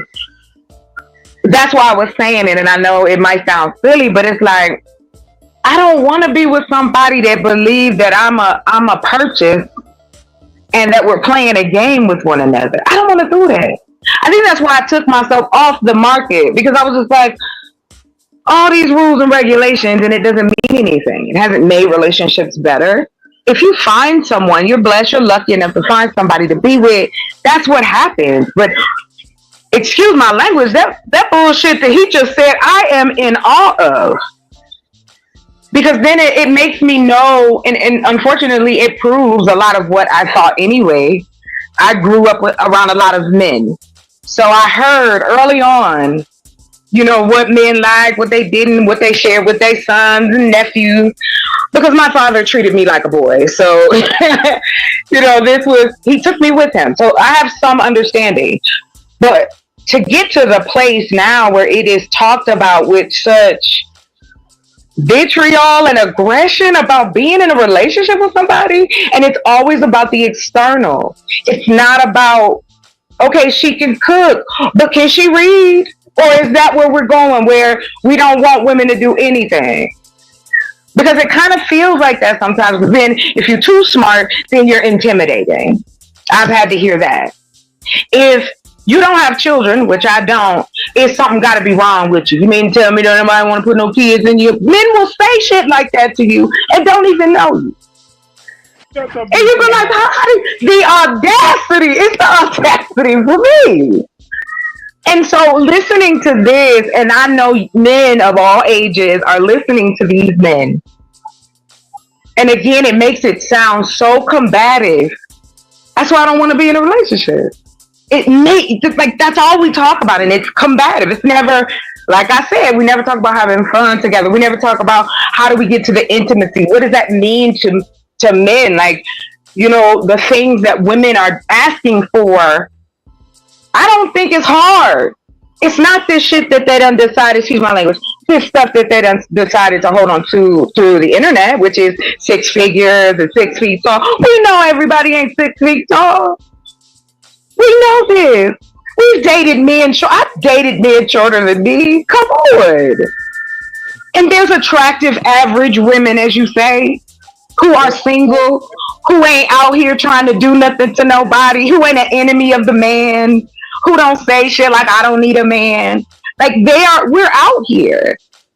That's what I'm saying. Why y'all should focus on us, the ones that's out here, but you guys don't. You focus on the women that are doing the extreme and then apply that to all the rest of us. And that's what he's doing. You know, 84. And that's not cool. 84 mentioned that they got a higher caliber of women that they meet, right? They meet a different type of caliber of women, right? This guy, Mm-hmm. This guy who's top notch, millionaire, and everything else, right? And he says the same thing that every man, either homeless and he's a multi-millionaire, all said in between, right? I just want her to cook for me.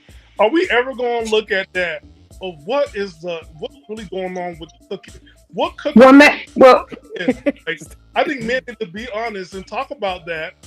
What cooking means for men, because he has money and he can hire chefs and cooks, right? Why don't he? Oxtails, right? And that means a lot to. He's not asking for her to fly him out. He's not asking for no Stacey Adams. He's not asking for nothing. He just asks you to go ahead and get a pound of oxtails that's $20, make some Uncle Ben's rice, and go ahead and put a little bit of vegetables on the side.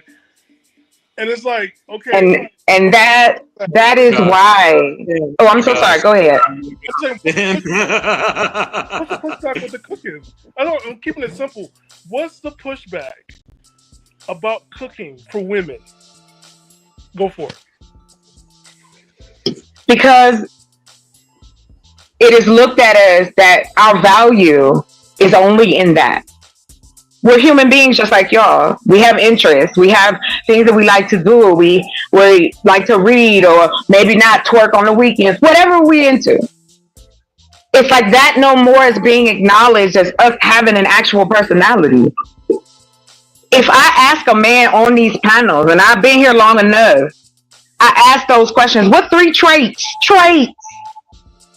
do you look for in a woman? And the majority of them cannot get up to 3. That's understanding yourself. That's self-awareness. And that's lacking. And I'll say that for both sides, but right now I'm among men. So I'm going to defend my sisters. That's my job. So I will say this. The pushback is we are more than just an apron and a cook. And I think if you guys acknowledged us that way, you would get the cooking. You would get the BJ on the weekend or Monday or in the truck. You'll get the dance show. You know what I'm saying? Because when you make a woman feel safe, that's what she needs from you. Then she'll do these things for you. But when you make it sound like a chore, like, oh, I just want you to cook for me. And then what? But you want me to go home? We're going to talk some more? Like, it sounds... I just don't think you guys know how it sounds to a woman in the sense of the climate that we're in, and for it only to be about me cooking for you, not anything else. And that's the pushback. Well, Dr. Quantum put some stuff there. I'm going to say this. I think also for men, I think men get tired of paying for everything and not getting what they ask for. Yeah, which that's is the flip side, yeah. Yeah, right? Well, if you stop thinking, I'm sorry, Stanley, but wait, hold on. Because I heard this earlier today, and I have to say this. Yeah. When it kills me that y'all pretend as though you don't lead with your wallet. That money is not a value to the men in this society. That's why we talk about people, like you said, that's a different level of person. They're making more money. If you made that kind of money, you'd be with a different type of group of people, correct? So if you want to have sex with me, and I'm about to pause it. If what you wanted by taking me out on this date, if your intent was, I'm going to take you on this date so then we can be intimate later. So if that's the case, just say that. You'd be surprised at the answer. Women talk about that all the time. But you know what? You don't gotta sneak. You don't have to sneak. Just ask. But we know what date stands for, right? Wait. No, no. Wait, Stan. I got this. Like, just hold on. Let me just break things down, right? Because see, this is where like things become a double standard and stuff gets twisted, right? Now, if we go to the comment, what Quantum says about cooking is symbolic, right? So when women cook for us, right? And look, and sometimes you don't even have to belong to me, but you cook for me no matter what because you care, okay? Cooking means that you care, and that means care means love. Correct, right? Can most ladies agree to that? I'm for sure y'all do, right? Oh yeah. If y'all said it like that, you would get a dinner. Yeah, okay. Now, think about the other spectrum of how guys show their care and their love. Which is materialism. Hold on. Guys, right? When guys take their time, right? See, because time is also currency. When guys take their time and they open up their wallet, that means a guy cares about you. He's not trying to drizzle. He's not tripping about the sprinkle. He's showing you. He's taking you on certain dates, right? That he probably wouldn't even take himself out on a date. But he cares about you guys, so that's why he opens up that wallet. And when he shows love through the bedroom. That's why we had a term, I want to make love to you. Because it's a symbolic way of just saying that we really care about you. So you know what love stands for. There's an acronym for love. What's that? Legs open very easily. Okay. Well, that's still love. That's exactly what I mean. That's exactly what I'm talking about. For real, it always comes down to that. Like, for real, I'm so sorry. I apologize for cutting anybody off. But let's just be honest about that. That's what we don't want to be honest about it. If you just want to have... Hold on, bro. Hold on. Okay. As I'm speaking for the women who I know deal like this. Again, I'll say... One, I don't know the type of women that y'all look at as far as average or your everyday, right? Because the comparisons is usually some kind of celebrity of some type, and ain't nobody looking like that all day. We, as women, especially the ones who are single and have no children, we did that on purpose, listening and believing, okay, if I keep myself, I'm a good girl, I'm gonna keep myself this way, and you know what, this man gonna know I'm a beautiful lady, I'm just for him. And then reality sets in that a lot of y'all is crazy. And that the red flags don't show up till it's too late, because again, women are taught as young girls to how should go. It goes one of two ways: trust the man, trust the authority of a man, or keep your eye on him because some sneaky shit might go down. These are things that we are told, our grandmothers, our mothers, to protect us from men who want to take advantage. Right? It's the same for, I would think, mothers have told their sons. My mama told my brother, hey, it's women out here to try to trap you. There's women out here, blah, blah, blah. Have some discernment. But when it comes to men, y'all don't have no standard. And I think then you hook up with these women who know you don't have standards and take advantage of that fact. They can be predators just like men can be. And I don't mean like, oh, they trying to take your life over, but what they are doing is playing a role because you satisfy a need. Money will always be a part of the equation. And she do got some. So men don't really have any standards. So I'm sorry, y'all.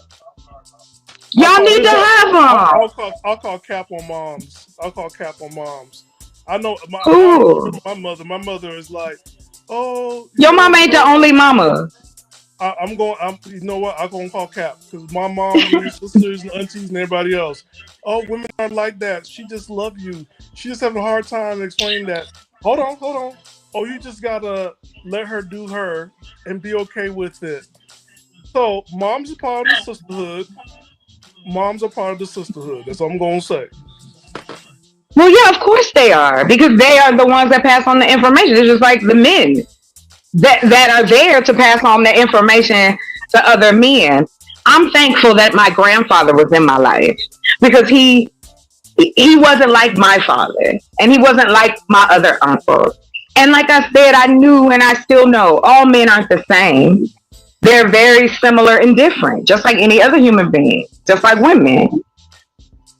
But my understanding of it at this point is that not only is it a lack of communication, I think because we have all this materialistic shit in front of us, we don't know how to put that down. We don't know how to put our ego and pride aside. If you truly want someone in your life that you want them to ride for you, be you, love you. And I don't think black men love themselves enough. It's not about the external. Women want the internal. We want you to be emotionally available for us.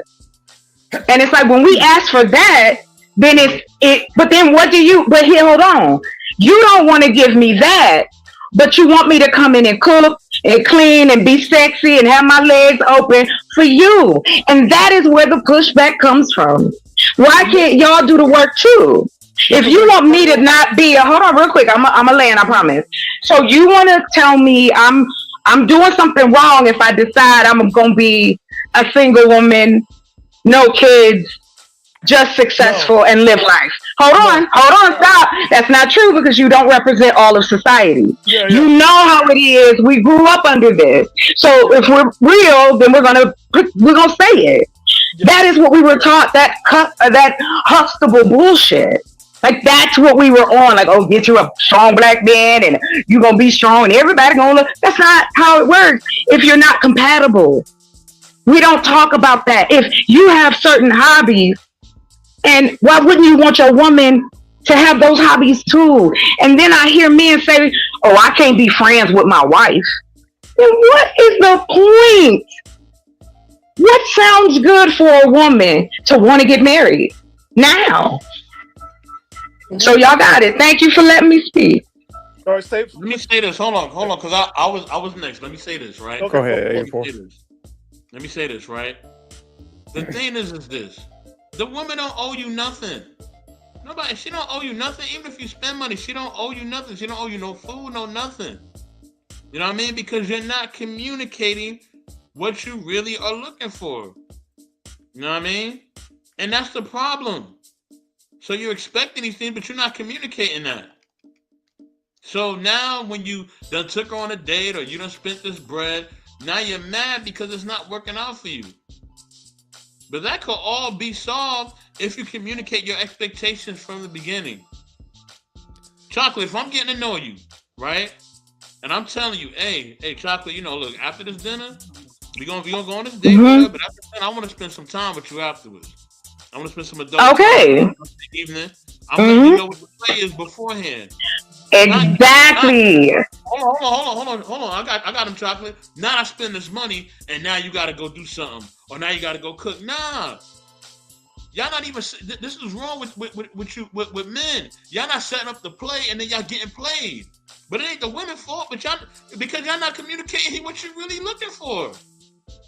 So of course now you done took her to Ruth Chris or Benny Hanna's or whatever is in your neighborhood, right? Yard House, whatever. And now you're getting tricked out of your money and out of your resources because you didn't communicate what you're looking for in the beginning. You know what I mean? And once you reach a certain age or once you're a little mature as a person, whether you're a man or woman, you know what it is. You know if that person really is somebody you really want to get to know or somebody you just want for the moment. You know it already. Let's stop bull crapping. And I'm going to land there. All right. I'm real quick. Hold on. I got go ahead, Shay. Singles real quick. Singles, I'm going to say this in the nicest way. We talk about communication, but listen to the C word that you need in your life. and it's called competition. You need to be a little bit competitive because you have these single moms and these single dads with multiple relationships and multiple kids up here taking your husband or taking your wife, and you standing here just waiting. Don't wait. You gotta be a little bit aggressive. You gotta go out and sell yourself. You gotta sit down and go ahead and be a little competitive. Cause that same man that you look down upon or you still waiting for is now dating that single mom with 5 kids and he taking them on. Or that man that you was like, oh no, I'm gonna make him wait, gonna make him suffer and everything else, and he's gonna treat me like a princess. But he went ahead and made that mom a queen. So for everybody, y'all need to be competitive if you're single. And for the single people, be competitive. Stop it. As one of the single people, I ain't competing with nobody. There you go. You either want it or you don't. Yeah. Flag on the play. Flag on the play on that one. This is the problem right here, right? See, Stan is giving you guys the truth and real facts. Look, ladies, in this world, you gotta compete. You know what I mean? Just like how. But we're all in competition. All right, men are in competition with other men, and we compete all the time. Hell, sometimes we gotta do the Bugs Bunny method, right? Go under the tunnel and make our way to the side or whatever if we want to try to get that girl and steal her away from you. That's how ruthless most men are. But you guys gotta have the same type of drive, man. Now I'm speaking to you guys like I said, if I'm a coach, but I'm not really a certified coach, so I'm just putting that out there.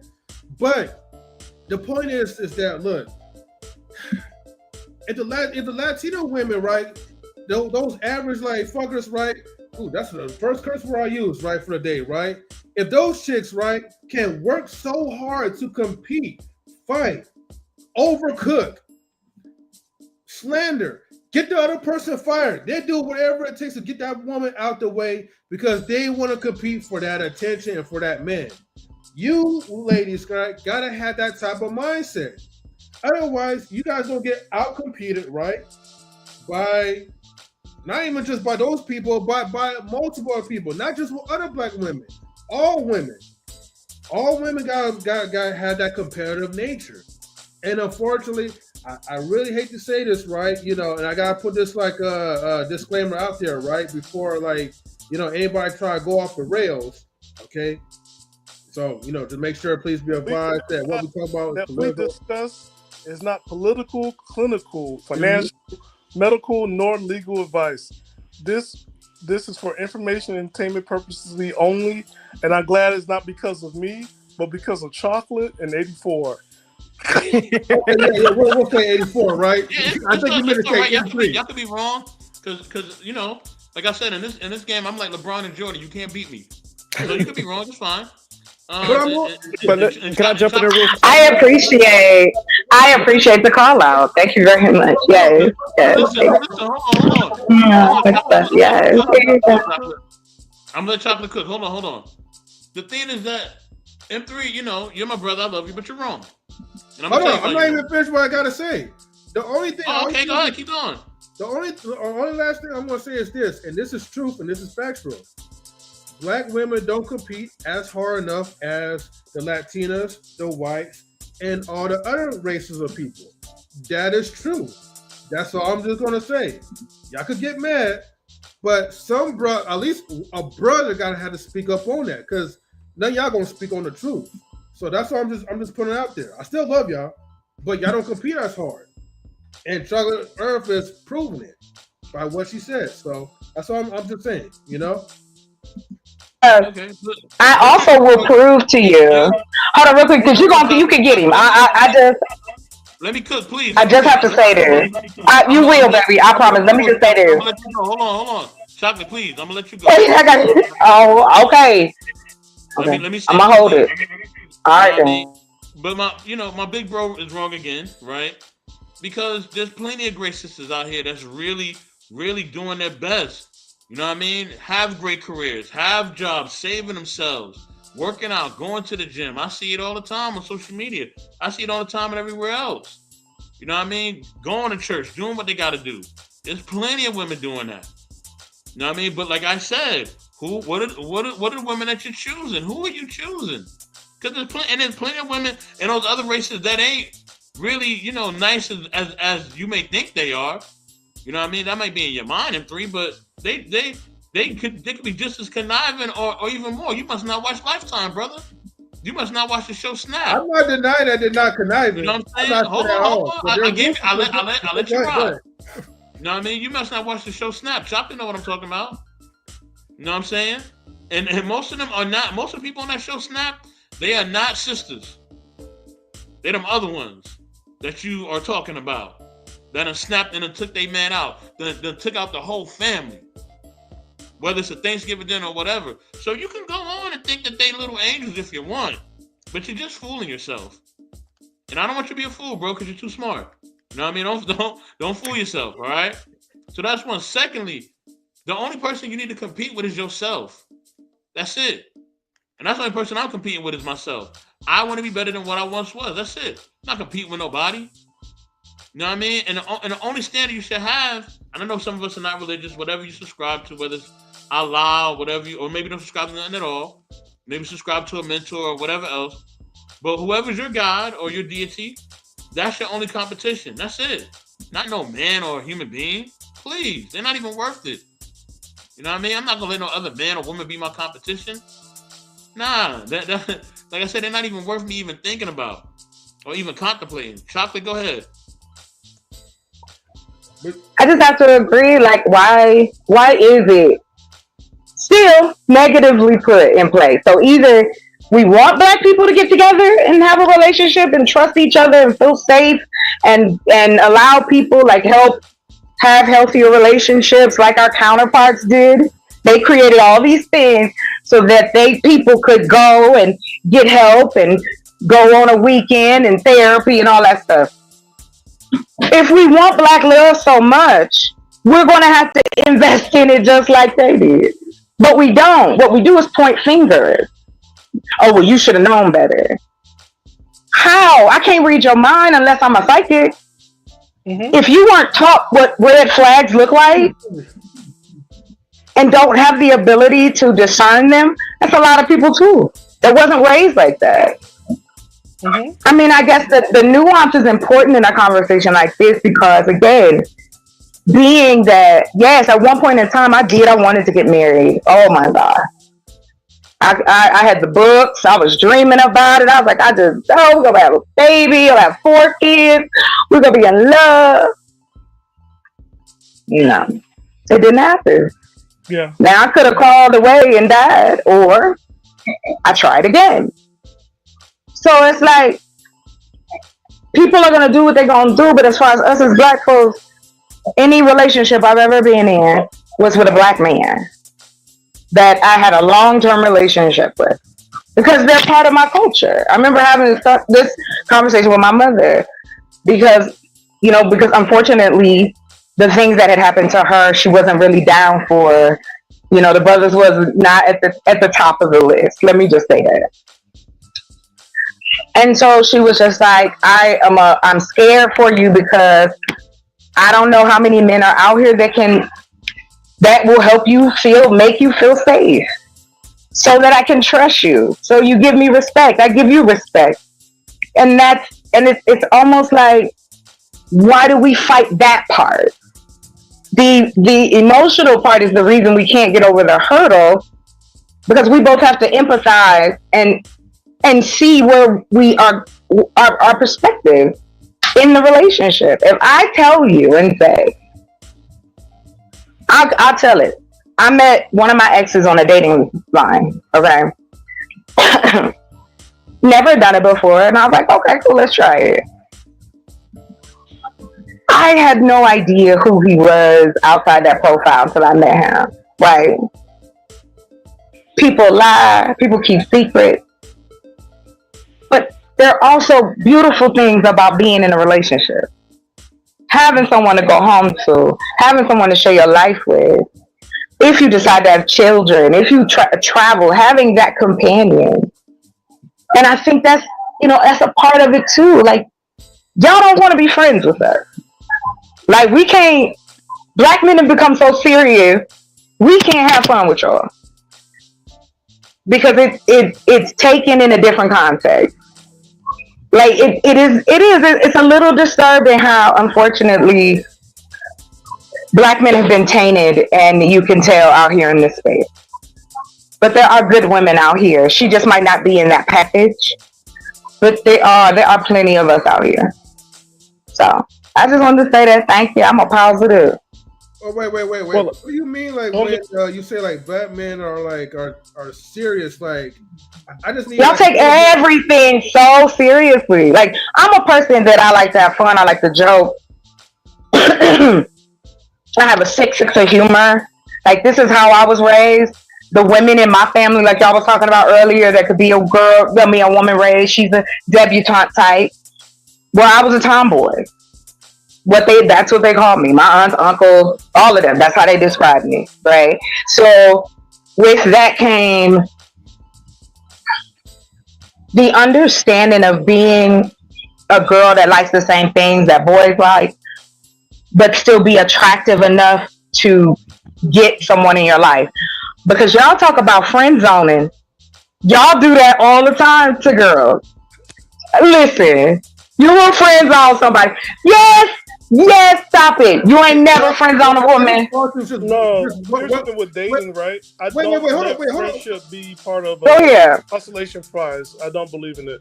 Oh, I'm sorry, M3, go ahead. No, okay, Chocolate Earth, right? Okay. Yes, sir. Okay. Obviously, you might not be from California, right? No. I understand, right? Whatever men you ran into, right? Those are those type of men, right? But here we're raised like tomboys. Like I don't know what sport you used to play. I mean, hell, you probably could play basketball or tennis or football or whatever, right? You got them the two. I did. I played both of those.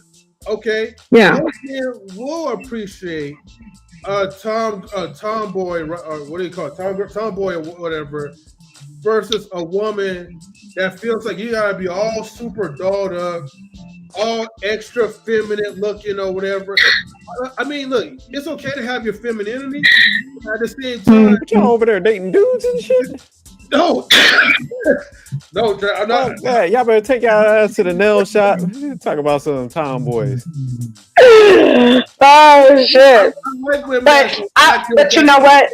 That always that's going around doing outdoor type. You talk about like high maintenance and stuff. I got you now. Yeah, that's funny as all day. Let me say this to you. I like soap. No. And I have no problem saying it. I'm a proud black woman. I love black men. I have a beautiful younger black brother who I'm so proud of. I have always been about my community, and I always want to see better. However, in our relationships in this era, I'm not talking about no youngsters, because the single people are us. We're not marrying. We're not getting together. The reason being, from the ages of, you said 35, I think that was you, right? You said, I ain't got no sympathy for somebody that's 35 and up, right? Right? Okay, I'm not saying it to be combative. What I'm saying, I'm using it in the context of dating is a hard job. It's not easy. It is hard to find people who are compatible with you. I tried it more than once. And the sad part is that I'm not high maintenance. I don't mind doing certain things. I love to work on shit. I love to build things. But I've been told you're too manly, you're intimidating, or I get you can't go nowhere treatment. I don't want no man looking at you. Don't wear makeup. Don't dress like that. This is the kind of stuff your boys is doing out here and not telling y'all. Okay, hold on. Let's do a fair assessment. Okay, Chocolate Earth. Please. All right, because I think this is the first time I'm ever even seeing you on camera like this, right? You look pretty, by the way. But let me ask you this, though, right? Shout out to Chocolate for being with Ike Turner and shit. Right. Shut up.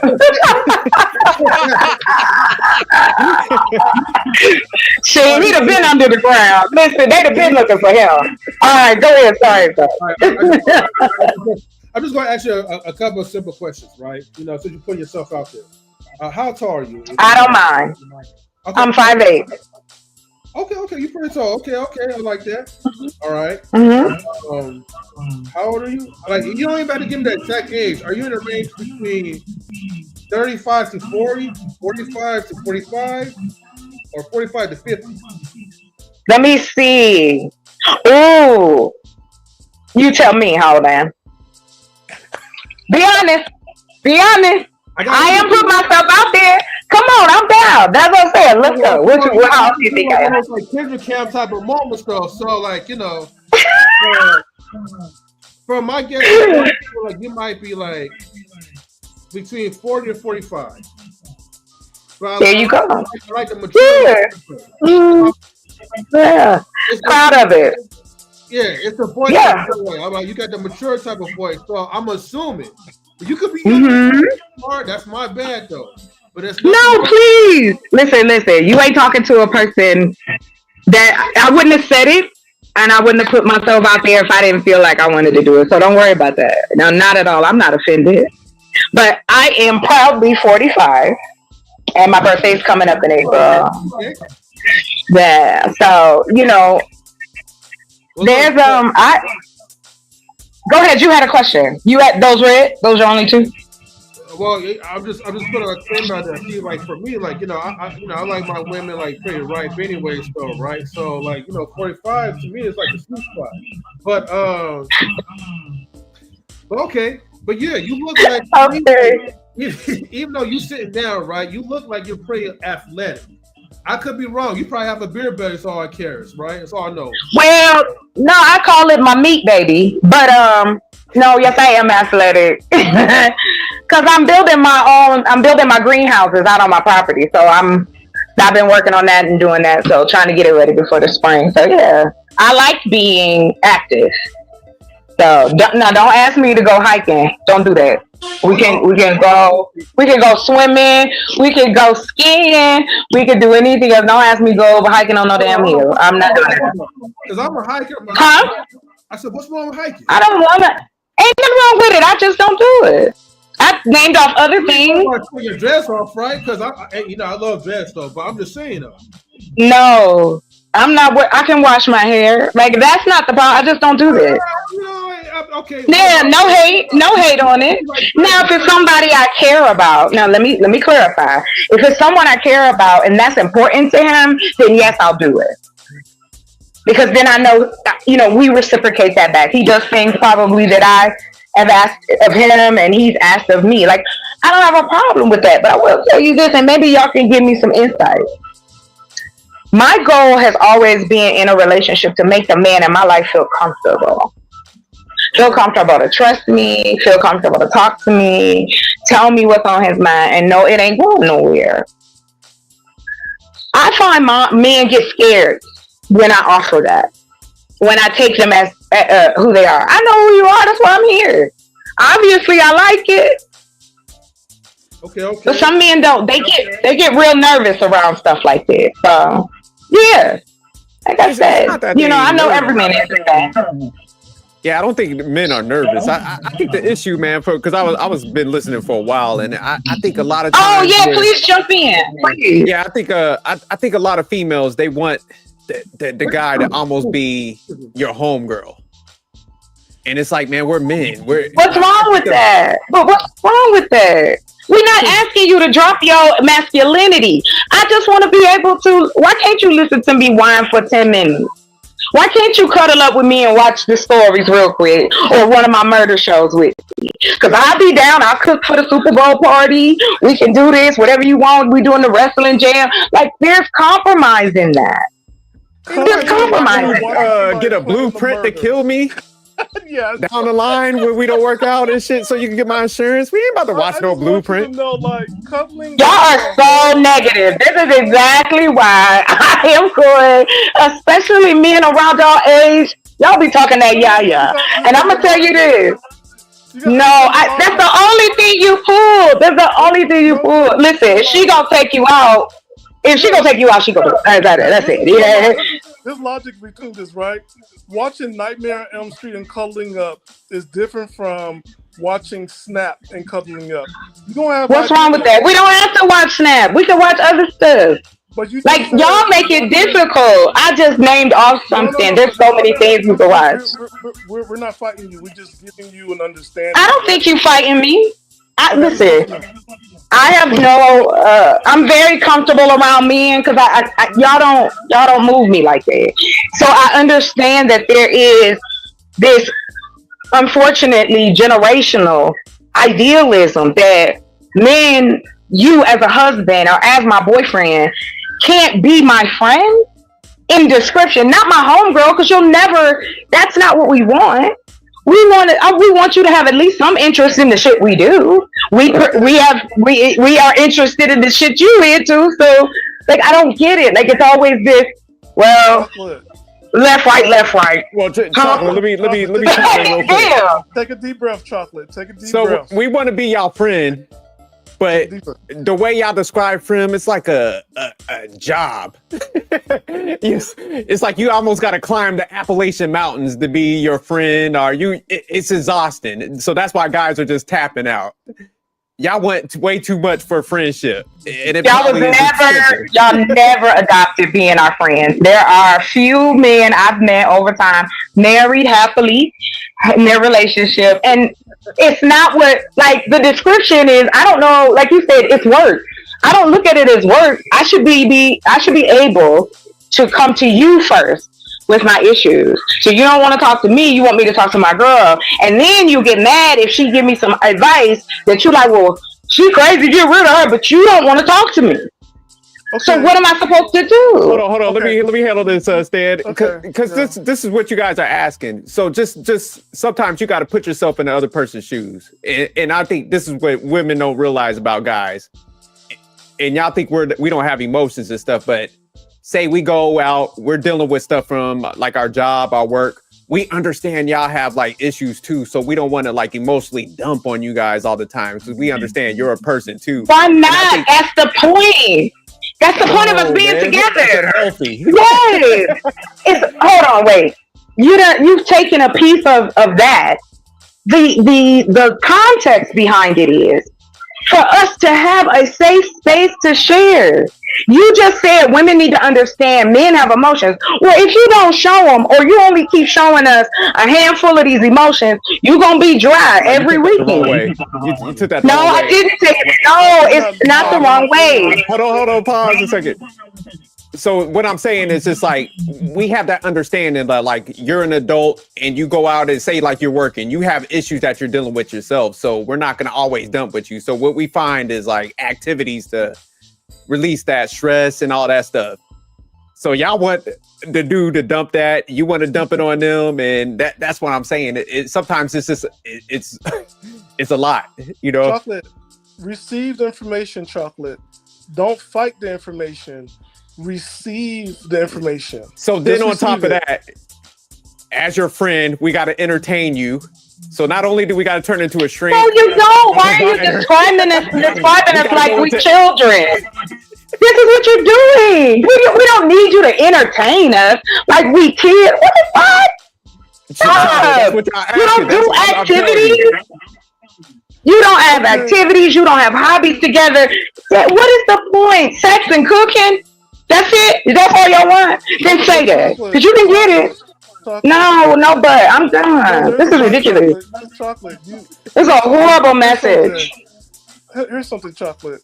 Believe in love, regardless of failure. There is success. And this is what 84 was talking about, right? Look, we're not. I'm not going to be Derek Jackson 2.0 or Great Value Derek Jackson like Ace Metal 4. Please don't insult me and name that man. I've never believed nothing he said, and I don't need him. He's a panderer and a grifter. We understand where his place is in life. So you are not talking to no dummy, okay? I just want you to know that. I don't be getting on these panels just because I'm cute. I actually have some shit to say. So it's like, no, but hold on. I didn't leave anybody behind. I didn't end my relationships based on, I'm going to be with somebody better. I didn't want to be single. But how do I choose my peak or allow myself to stay in a toxic relationship. Because just like y'all said, he told me the exact same thing. It's too hard. You're too much. Okay. That's all you gotta tell me, honey. I'm not gonna beg you. Wait, so talk with her. Bye-bye. Wait, hold on. Pause, okay. Toodaloo. So is he in a relationship now? Is that guy in a relationship now, or you know his status? I don't keep tabs. No, I don't do that. Once you're gone, I use the human eraser. You are no longer part of my thought process. Okay, but right now you're still single, right? Yes, all day. Mm-hmm. All right. I got a German Shepherd. Okay. I love dogs. All right, remind me to hit you up on IG some of these times, though, right? You know, Hey, look. them all that, right? But I got you, though. You know. Hey, I guess my thing is, I would love to see more positivity when we talk about relationships. It has nothing to do with being delusional or lying to ourselves. Just like we quote or go over or read about the stats that these scientists do, it's the same with relationships. Men and women need each other. We have a feeling for one another, right? We want to build together, but it's like black men have become so distant. We don't. It's like, where do you want to go? No, I did not. That's how I talk. Forget you. See, I'm not coming back. No. Look. I'm not gonna be harassed by this dude here. He's out of control. There we go. I'm gonna say this, right? Get him out of here. Out of here. I got to say this, right? Relationships Yes. are like books. You never know who the person is. A lot of times, you have to get to that middle section of every book, and it's the part that a lot of people don't like. And guess what? A lot of relationships that we get into, it's okay to break up. No, baby, stop. Your ex will go next. Sorry.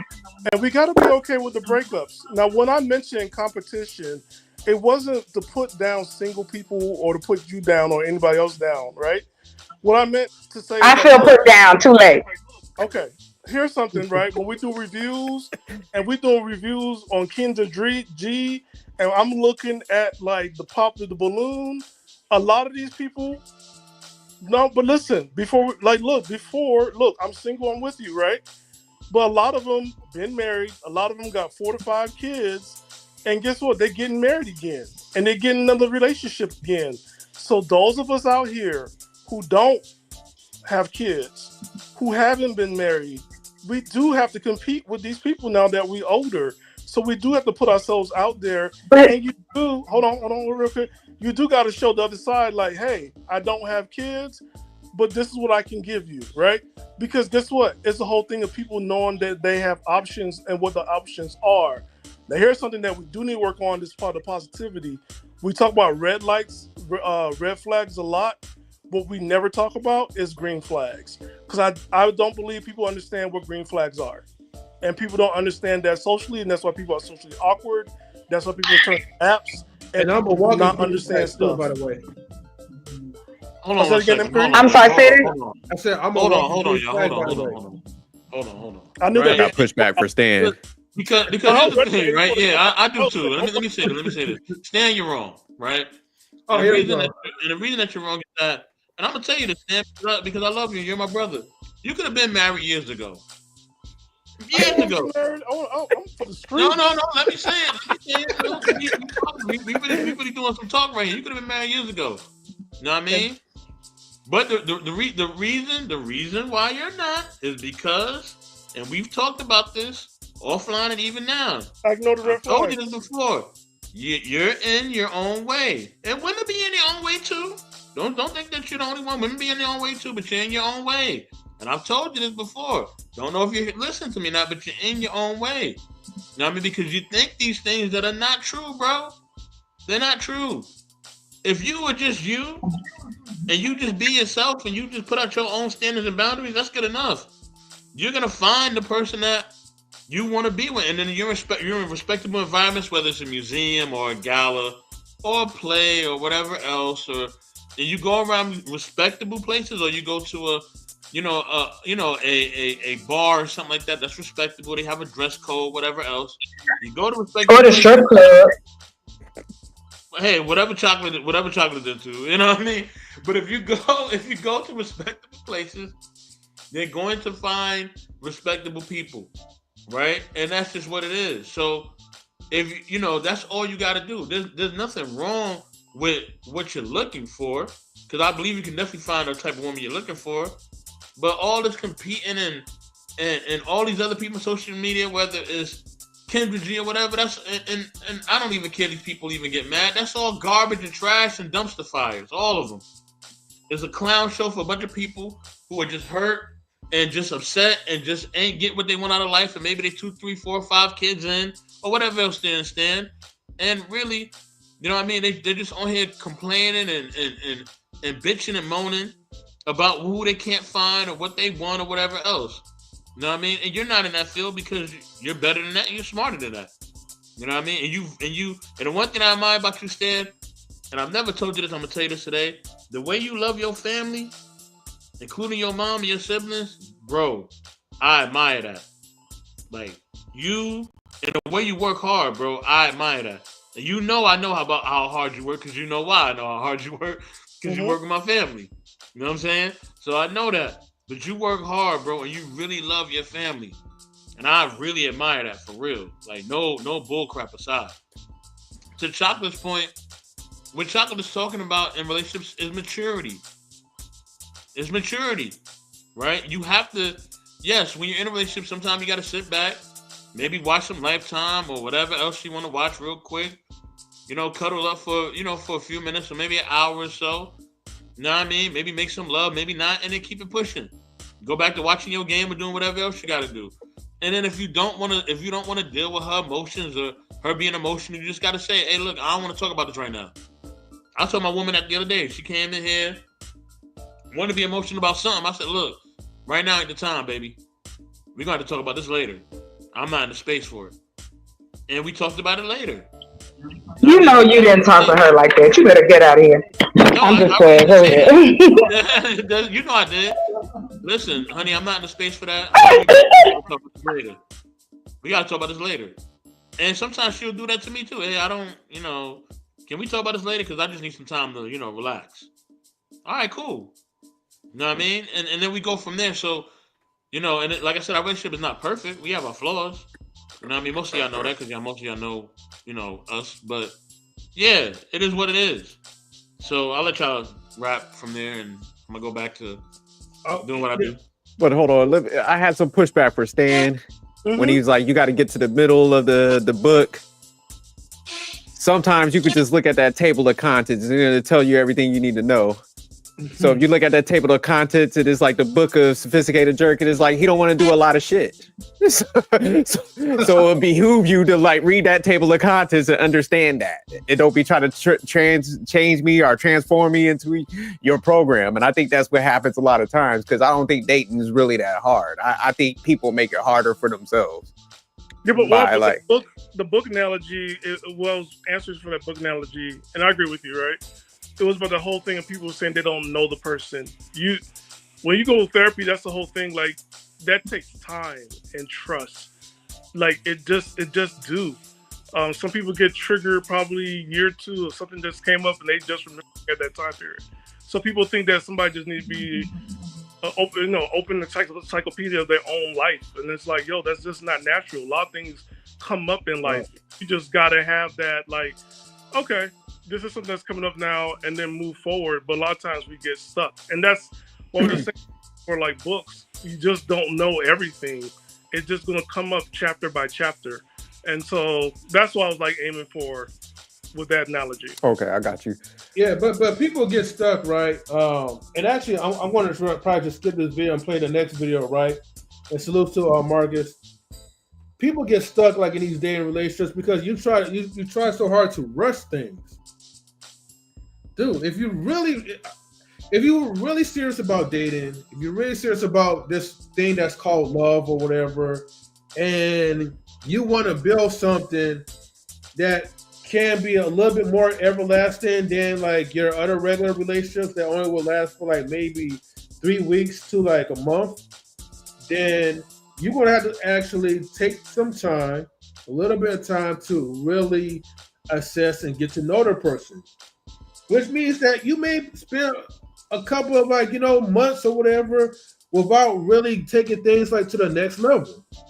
And if you're really patient enough, right, you'll actually get to see like, okay, who this person really is.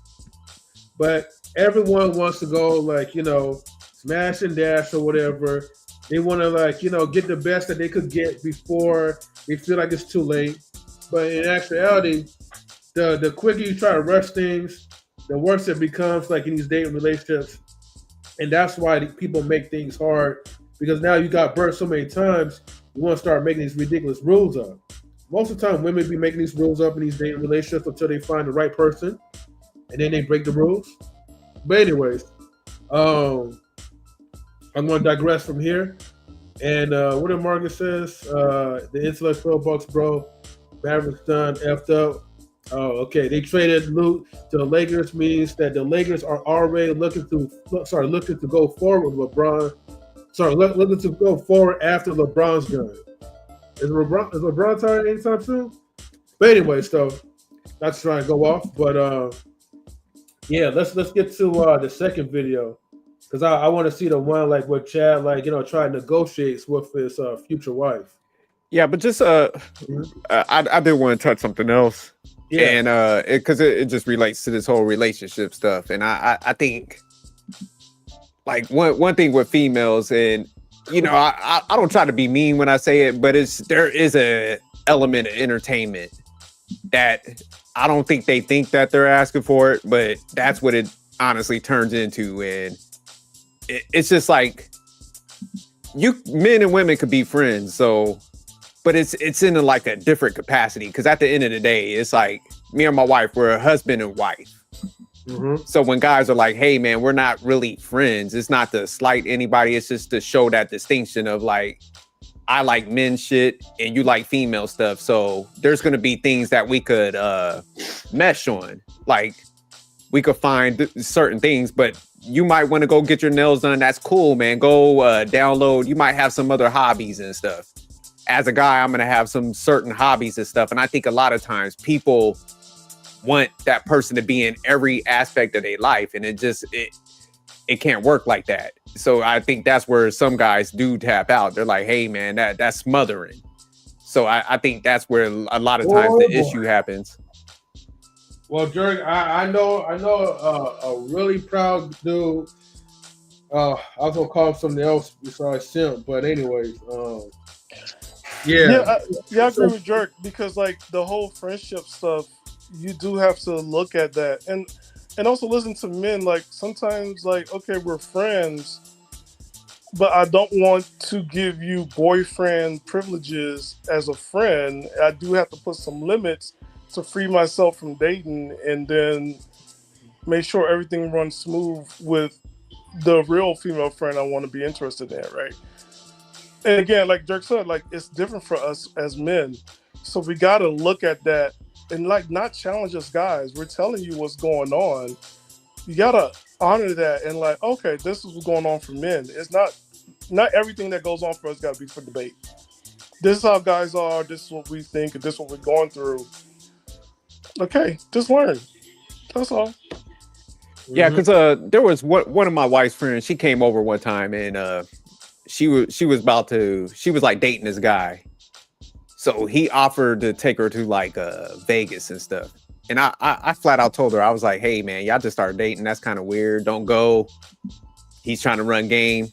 She went anyways, because she wanted that entertainment and stuff. So eventually down the line, like dude was doing some like other shit on the background. He was hollering at other females. And so when she came, she was all upset. And I was like, hey man, you remember when I told you don't do this and stuff? But since you wanted that entertainment, you went there, even though like I broke it down to you. She was like, yeah, you're right. I should have. And that's what I'm saying. It's just like a lot of times people are materialistic and they, because it's like people say like I just want the guy's emotions and stuff, but it's like a lot of times like no you don't, because if a guy came and was like, hey, let's go on this walk, let's go do some of these like That's different not true. activities. Sir, Trust me. don't say that. How you gonna say trust me if you don't date men? Like, I don't get why you would say that. But if There's men women consistently who do say the same this. thing, like, come on, if we The know like a boo-boo female, if we ones, the offered up like ones some that are coffee dates and stuff, unattractive y'all gonna complain. be like, we ain't trying No, to do the this, one, because again, didn't y'all say that you should date is a different level? Before I even came up here, I heard y'all talking about the high profile men and listening to the last two people in the world, but that this is okay to approach women in this manner. Like, it's not. We don't want that. That's not. Now, I'm not saying that's what you're saying. I was talking about the video itself, right? It's like, again, you guys don't make it sound appealing. Like, I don't want to get married based off this conversation. Like, because you don't. You talk about, hold on real quick.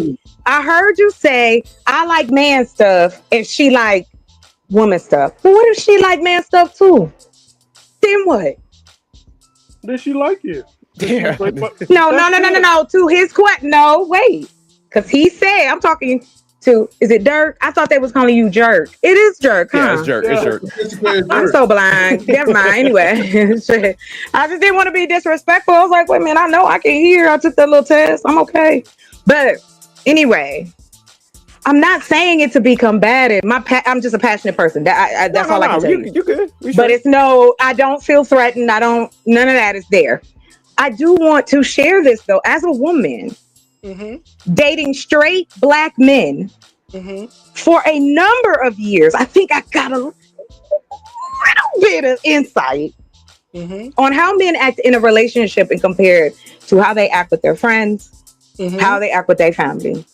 Like I told you before, I stand by what I said. You can, if you need references, I always tell dudes, you want references? You can go ahead and ask. I don't believe in cheating. I'm not going to disrespect you in public. If you own some bullshit, you got to go. Excuse my language. And yes, I have left relationships because I'm like, this is not good. There are plenty of men out here. I ain't worried about not having a man. There are plenty that like what they like. Plenty that's gonna go to work, plenty that's gonna spend their money, plenty that's not gonna look at us as just objects. We know that these men are out there, but you gotta be patient and you gotta wait. Cause the line of women who want men like that, there's not enough emotionally. So being in competition, huh? No, it's not. No. Hold on. Don't do that. I did not say, hold on, because y'all wrong. I did not say that we were in competition. I said that women, no, we're not. Because look, if my girl find her dude, don't do that. Because just like you said before earlier, you said women have a sisterhood, right? Yeah. So I don't know what makes you think that all of us are just jealous of each other and we competing with each other and we want what the other girl want. There is portions. Those are traits. Those are traits. Those are not gender specific. There are men just like that. There are men who set out to sleep with somebody else's woman, or y'all into the Mr. Do all of this. Yeah, stop. Can we stop? And we call them bottom. They're not bottom feeders. They're human beings. What does the Why do y'all do that? What does the ideal relationship look like for you? Can you describe that? For me? Yeah. Sure. What would be the ideal? Ideal would be somebody that wants to be a part of changing the world, want to fix, want to grow, want to build, preferably if he has kids. I don't care about that. Somebody I can laugh with. Let her go. No, I don't. Somebody I can laugh with, somebody I can enjoy my time with, someone that I can give all of the love I have stored up to give to someone. All the pampering, all of that. That is ideal for me to be comfortable within that relationship. And he is comfortable in his self and myself and things. We can trust each other. Safety. He ain't got to worry about me. I ain't got to worry about him. We together because we want to be. So That's when you the say change the ideal. world, what does that mean? What is that like? Well, because I have a few businesses that I run in the background, and so in a little bit I'm going to be 24 hours, working on getting all this stuff up before March. So that's another reason too. I didn't want to date because I don't want anybody to feel neglected. Right now, my number one is to get everything I need on the floor because here's the only other thing I'll say, and I don't like saying this, but I'm gonna say it. I would rather have my money set because I don't want it to be about money. If a man leave with his money trying to talk to me, he can go on somewhere. You don't have to buy me. I don't have a price. But okay, Chocolate. So say like you were saying like change the world and all that. So say like he was loyal, committed, but he was just like, hey, I'm not on the change the world stuff. I got my job. I'm all about you and my family. But change the world is just that's not in my cards. I'll let you handle that. You're doing a great job. You out on that point? Yeah, that's fine. That's communication. He trusts I'm gonna make the right decision. He's vulnerable enough to tell me, hey, look, I may not, but it would never be where it'd be worth me going, oh, I have this wonderful man in my life, I'm gonna throw him away for something that can be done anywhere at any given time. No. So let me ask you though, so are you gonna have any level of resentment that he's not a part of your changing the world? He's like, nah, you know what? I like hooping on the weekends with my boys. While you change the world, I'm gonna be out here why playing would ball. I? We've already discussed it, as you stated. So why would we wouldn't have to argue about it. It would be just what it is. I love what you're doing, you know what I'm doing, and we are working together to make time for each other, to appreciate each other in the midst of our lives. Whether we have children or not, I don't know. But as two single people, hey, you never know. Okay. But there are women like me out here who are not trying to be any of the things that you described. We are completely opposite of that. There's an era of women who have always been overlooked, and you talked about them. The ones that had to stay behind. I don't think it's just a women thing. I think it's guys do the same thing. I don't. I think people want people in every aspect of their life, and I think that's sometimes the issue. Yeah. I want to hear your problems. I don't want you leaning on your boy. You should be talking to me. Then if you want to go talk to your boy, go talk to your boy. But I should be the first on the list. I should be the one that you want, that you trust and feel safe to tell me. That's exciting. That's a turn on. Women be like, girl, he cried. Shit, that was the best, baby. We have these conversations. Okay? So, I gotta go. No. I gotta go. I'm being honest. See, y'all don't want to hear it. Y'all don't want to hear it. I won't say nothing else. Thank you for sharing. I'm just trying to share with y'all. So y'all not up here assuming what we thinking. It's not my ministry, but I appreciate you and love you. There is someone for you. Yes, I agree with you, and you deserve the best. I'm okay. Thanks. I really stand on. But here's where I'm coming from, right, with the competition, because if I tell you we was in as they would say, a cult, and I've seen people who constantly been married and remarried versus people who've been single, and sometimes I just want to say this to them, like, let somebody else get a chance. You already have 5 husbands. Let it go, right? It's more than enough men available, sir. No. Well, There's not a shortage of men. Not really. No, not really. That's not true. We're global, baby. Really. Not if we run out of them here, we can go. We travel, baby. You got to knock out what? Ladies. I don't want to. I'm not competing. Ladies and gentlemen, I just Stanley, hold on. For the record, I ain't competing with no other woman. Okay. A man. Okay, fine. Now for the rest of you guys, I'm speaking to the rest that of you don't guys. Do that. Stop it. No, I'm not speaking to you. You good. For the rest of you guys, understand dating out here is Mean Girls meet Game of Thrones. Don't fuck around and find out. You better sit down. What is wrong with y'all? Oh my God. Know what the competition y'all is. the worst. Knock them off. Because them heifers and that bull is going to sit down and take the person that you meant to be with. They already got what they want. I can't believe it. Focus on their kids and their grandkids. So negative. is the year 2025. Stump on the motherfuckers and get who you need to get. Shout out to Stan. Good day. I am. Dating is not for the weak, man. And Stan is telling the truth though. Like as much as I would like to lie to you, right? Because most of you guys will appreciate the lies, but at the same time, look, we got some ruthless women out there. You may not be ruthless, Chocolate Earth, right? Okay. Yeah. But there's a lot of ruthless. I don't even have to be though. No, I don't want you to be. I don't want you to be. But I was like you, and I was doing all that stuff, and I discovered being nice ain't cutting it. So I mean, Stan's still nice. I'm not gonna stop. I'm not gonna stop being nice because of a few people that can't appreciate it. If you don't have no discernment, that's on you.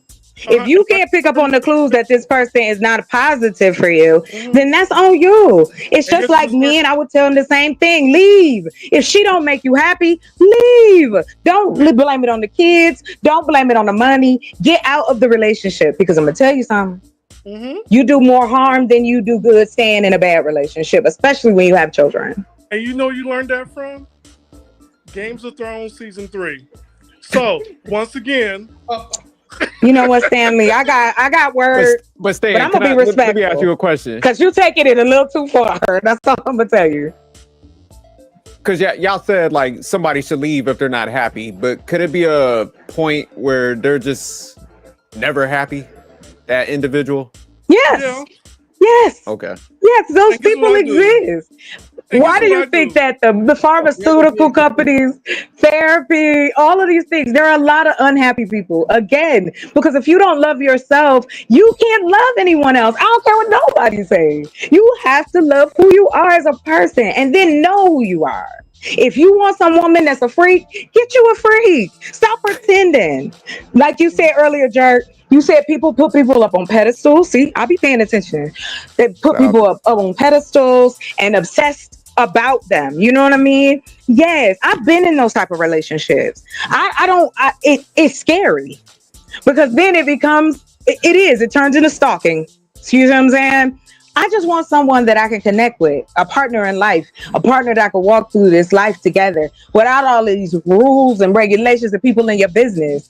If you care for that person, they care for you. Love is evolving. It is not a one stamp all. It is a mixture of all of those things, respect and trust and care and kindness and empathy. So you're right, and like I said, Hey, I gotta go, but look, I want to say this about NICE, right? NICE stands for next it could end. That's what is NICE. That's what NICE stands for. Next it could end. Keep it up. Next time it's going to end. So that's what NICE stands for now. So don't be nice. Be a good person. Have some character. It's not your job to make people happy. Just know that if they're unhappy, give them their space. They need to go to therapy and figure this stuff out. This is what's called dating. You go out and you meet other women, you meet other men, or meet other non-binary, because this is where we are at in the world right now, and figure things out and figure what stuff work out. Like M3 and SJ say, find people that can work with you, go 50-50, try to build life together. But as for me in my house, the blue house, I'm Doctor Who. I'm going to sit down and find my next companion and go my next adventure. And when that ends, I get another one. Before you go, do you want to read this real quick? Hey, there you go. I mean, there's plenty around. Like nobody forces you to stay with one person. Like I don't get that part. Like somebody making you do it. No one's making you do it. Yeah, my ex takes me to my next. Thank you for the joy and the love at this moment. But I might not see you next week. Oh, wait, hold on, Stan, right? Before you go, you want to read this real quick by Dr. Quantum? I can't read it because it's small. I'm on the phone, so I can't read it. Oh, damn. I guess I got to read this for you guys, right? So Dr. Quantum says, don't ever be nice with an exclamation mark, right? She also says, we in a new world now, where your words are spiritual swords, and we wrestle not against the flesh and blood, ... It's in a mental, spiritual, where it all goes down. Behind the scenes, tap in, and I guess that's Jericho, right? JER. chapter 33, verse 3. And then she says, put your whole armor on for this is right, and we know why. And then whatever she wrote down, let me see. Extensive, powerful words. Hold on. Let's see. 13. Hold on, I could because I got it pretty big on mine. If you want me to. Yeah. Can you blow it up? Yeah, I got it. So it says late 13C, foolish, ignorant, frivolous, senseless, from Old French, nice, careless, clumsy, weak, poor, needy, simple, stupid, silly, foolish. From Latin, ignorant, unaware, literally not knowing. From knee, not. From pie root, not stem. Yeah. So pretty much, yeah, it's bad once you start looking at nice. So definitely don't want to be nice anymore. Yeah, so next it could end. That relationship could be ending. Next it could end. Like, don't be nice. But it also can begin, and it also could work out. And you could also find someone that you could be with if that's what you want for the rest of your life or for the next 45 minutes. Nobody is making anybody do anything. If you don't want to get married, don't get married because you think society wants you to. Find the person that you can trust, love, and feel safe with. If it's less than that, then you're going to be in trouble.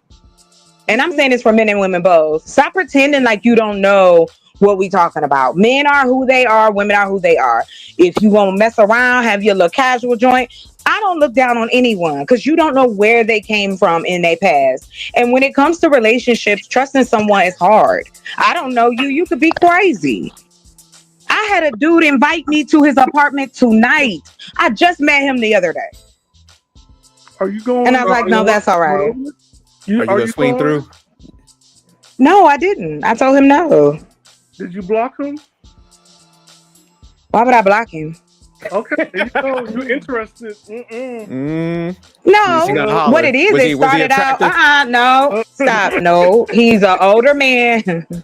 We talking business, baby. No, and then he started texting me. What we call it now? Something else.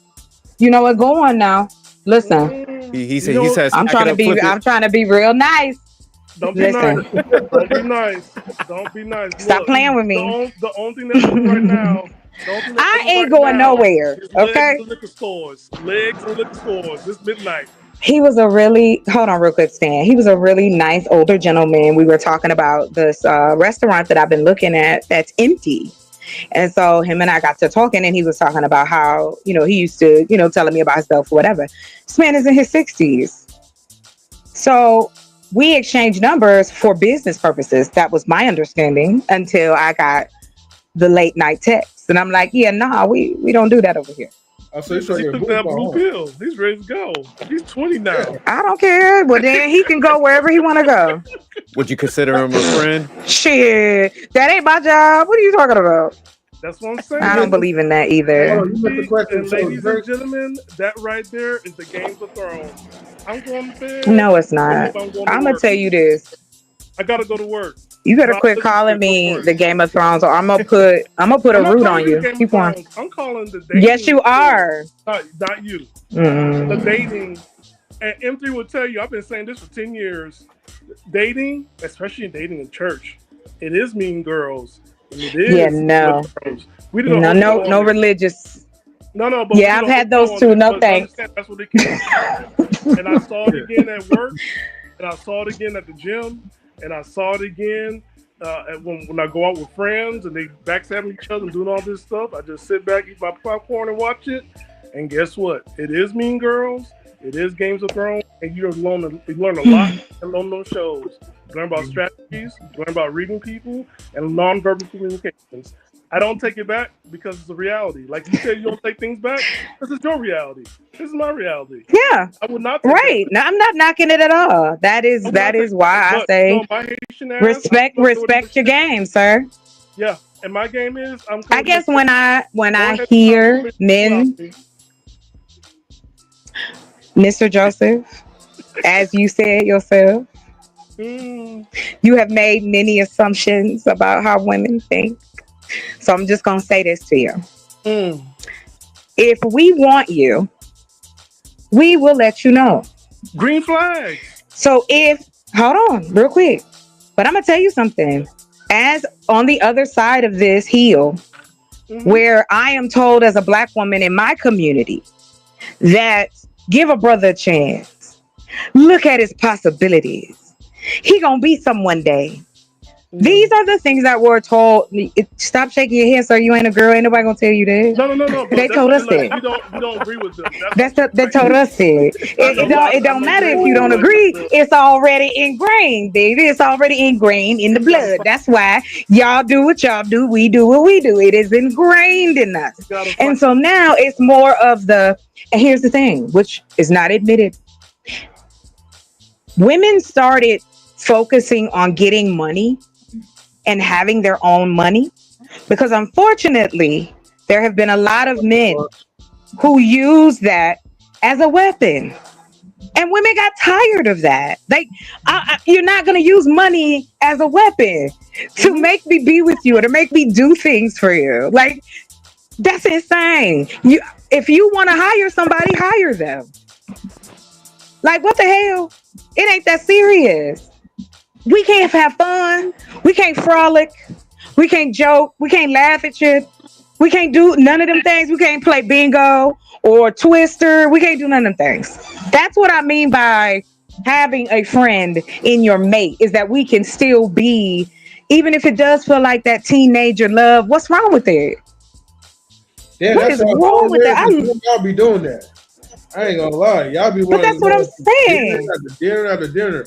Let me tell you this story real quick. No, that's not cool. That's not it. Hold on, Chocolate Earth, right? I'm gonna tell my story, all right? So hold on, relax, okay? And this is not even like a Black woman, so I am relaxed. So it was just this person, right? And Drake knows the story or whatever, right? But it was this person who was like Latina, and I was trying to like set up a date. Now, I'm the type of guy who likes to enjoy and have fun, okay? And I like to do things like on a first date, kind of be unique. This goes for like anybody. But the problem is that like at that time, right, when I was trying to set the date, that person didn't appreciate it. Now, I'm not going to deem her and classify her as all you ladies, right, are no fun, but you're going to run into people, right, that are going to be serious. That's going to be like, oh, well, if it's archery, if it's basketball, whatever, that should be on a first date. Dinner or lunch should be like a first date. Some people are going to have that traditional type of mindset. And if you see like that type of person is not really aligned with your values and who you are, then it's easy to go find someone else. There's plenty of guys that will be down and that will be with it as far as to like to have fun, play Twister or whatever. Maybe play some laser tag or like a little wrestler or two. But you got to find those type of people. And I'm not saying you're not finding them, but if you're having a hard time, maybe you need to try a little bit harder. That's all I got to say. Yeah, that's great advice. I just want to let everybody know I wasn't looking. So I just want you to know that. I do understand relationships. Because again, I look at it as I have to take into consideration the type of life I chose. I live out in the boonies on my own piece of property. I'm building things.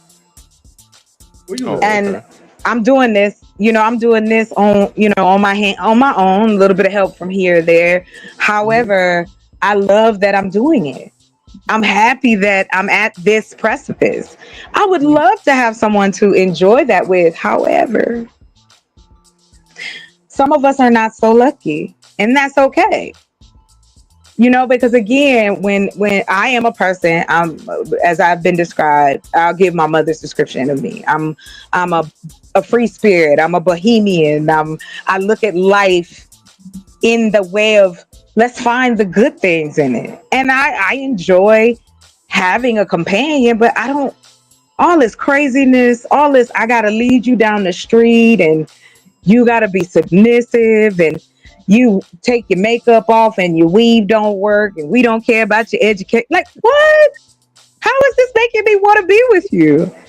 You want to strip me of everything and go in there and cook for me. That's how it sounds. It just sounds crazy. And you have men out here perpetuating it. And offline too, by the way, y'all. I do want you to know that this isn't new for what's being said by, certain types of men. And I'm sorry for those who've been hurt. I wish I could hug all of y'all. I don't have that much to offer, but I think that's what it is. I think a lot of these dudes need a hug. They need some good loving. Not good loving, but you know what I'm saying. So no happy ending. I get you. They need a place to be vulnerable too, don't you?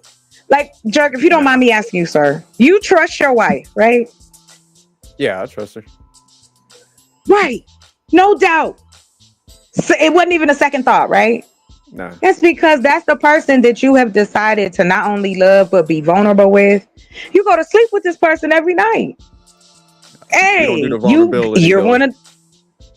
Yeah, well, you have to. If you trust her, that's vulnerability. I think, again, using the word in its context. And I think that's wonderful. I think it's wonderful that people want to get married and be together and all of those things. I just hate to hear that we are so cynical when it comes to relationships. Then what's the point? If you think I'm just with you for your money, if you think I'm just with you for sex, if you think I'm just with you because of your status, if these are the things that's at the top of your priority, you're never going to find out what type of woman I am because you've already made up your mind. And all it has to take is one or two things, and then you're ready to point the finger. That's why I don't deal with you, bitch. You know what I mean? And come on. Like, for real. They are not mature out here. That's all I'm trying to tell you. And they lying. Okay? Folks lying. I get all that, right? But look, Chocolate Earth, like, you was like pretty much like the first out of many other women, right? Who's to be vulnerable up in this platform and actually speak what you want. A lot of these women know what they want, but they don't really speak up because they still want the external type of things in a guy. And unfortunately, we encounter many of those before encountering like maybe a woman like you. Now, I don't know if you might be from the Midwest or whatever you from or whatever, but look. Yeah, I'm a country girl, but now I'm on the West Coast. West Coast? Mm-hmm. Yeah. Okay. That's what me and Soap was talking because I'm in Arizona. I'm nowhere from Cali. Mm-hmm. Yeah. I've been there, been to Palm Springs. I love to travel. So San Diego. I used to be a nanny. That was in my other life. But like I said, at the end of the day, when the lights is off, I just want to feel safe with the man that's laying next to me. And I don't think that's a lot to ask. No, it really isn't. However, like you said, it's hard. Not you. Somebody else said. No, you did say that. You said it's hard. We got to be entertained. I'm not a cat. I know how to entertain myself. And you know what? I will tell you this. I was in a relationship one time. And this dude told me, he was like, I can't believe you actually funny. I didn't think women were funny. I was like, what's wrong? Okay, some women don't have a sense of humor. I don't know them. So I don't know. I don't date women. It doesn't matter to me. However, I do. I like to laugh. I like to laugh more than I don't. And there's too much in the world going on that has so many different focuses. It's supposed to be just like Tupac. Me and you against the world, baby. That's it. Me and you. And that's being vulnerable, whether you believe it or not. You trusted her. You married her. Do you guys have kids? If you don't mind me asking. Yeah, we have one son. You trusted her to be the mother of your child. So it's like that is an example of vulnerability. Because you're sharing your life. Though. Like you want everybody to be in this vulnerable state. No, I will explain myself. I'm using the terminology, but I'm happy to break it to you. What I'm talking about is let me listen to what this is. When I speak about vulnerability, what I'm talking about between two adults, the fact that I can trust you. Trust is vulnerability. I'm trusting that you're not going to hurt me. I'm trusting that you're going to be the man you said you're going to be. I am sharing my life, my body with you. That is what how some women process, like myself. However, the squeaky wheel always showing up, I'm the man, I'm this, I'm that, in the way of us meeting the type of men that we really want. And it's like, vulnerability has nothing to do with you crying or telling her everything that ever happened in your life. That's not what it is. It is just the fact that, like you said, if you had a bad day at work, tell me. Because you might not be so good at hiding it. That can make you sick if you hold it in. It's true. So why not? And when I talk about friends, that's what I mean. Friends tell each other the truth. If we're going to do anything else, we're going to tell each other the truth. And that's all I mean. With that, we have another part of our relationship as companions, lovers, partners, friends, confidants. These are the things that I thought, this is my understanding of what you should have when you decide to marry someone and spend your life with them. That is vulnerability. No, I is get that what you you're are saying, emotionally aware. Yeah, it's not crying on the corner. No, but I do think, like, because somebody like myself, I think I like sitting in thought. I like try to like process things and try to put a solution together. Right. So I think sometimes people could like mistake that, like, oh, he's not emotional or something. So it's like, I'm gonna come to you once I get my stuff together, then I'll be like, hey, you man, gotta process. Yeah, so I think sometimes people mistake that for not being emotional, but it's just like, nah, let me get my stuff together and then I'm gonna come and talk to you. Okay, I got you. That's what I mean. Like, like you have that. A lot of people go home to an empty house. It's a lot more single, lonely folks, married, lonely people, they man or they woman across the sea, whatever it may be. We all go through this.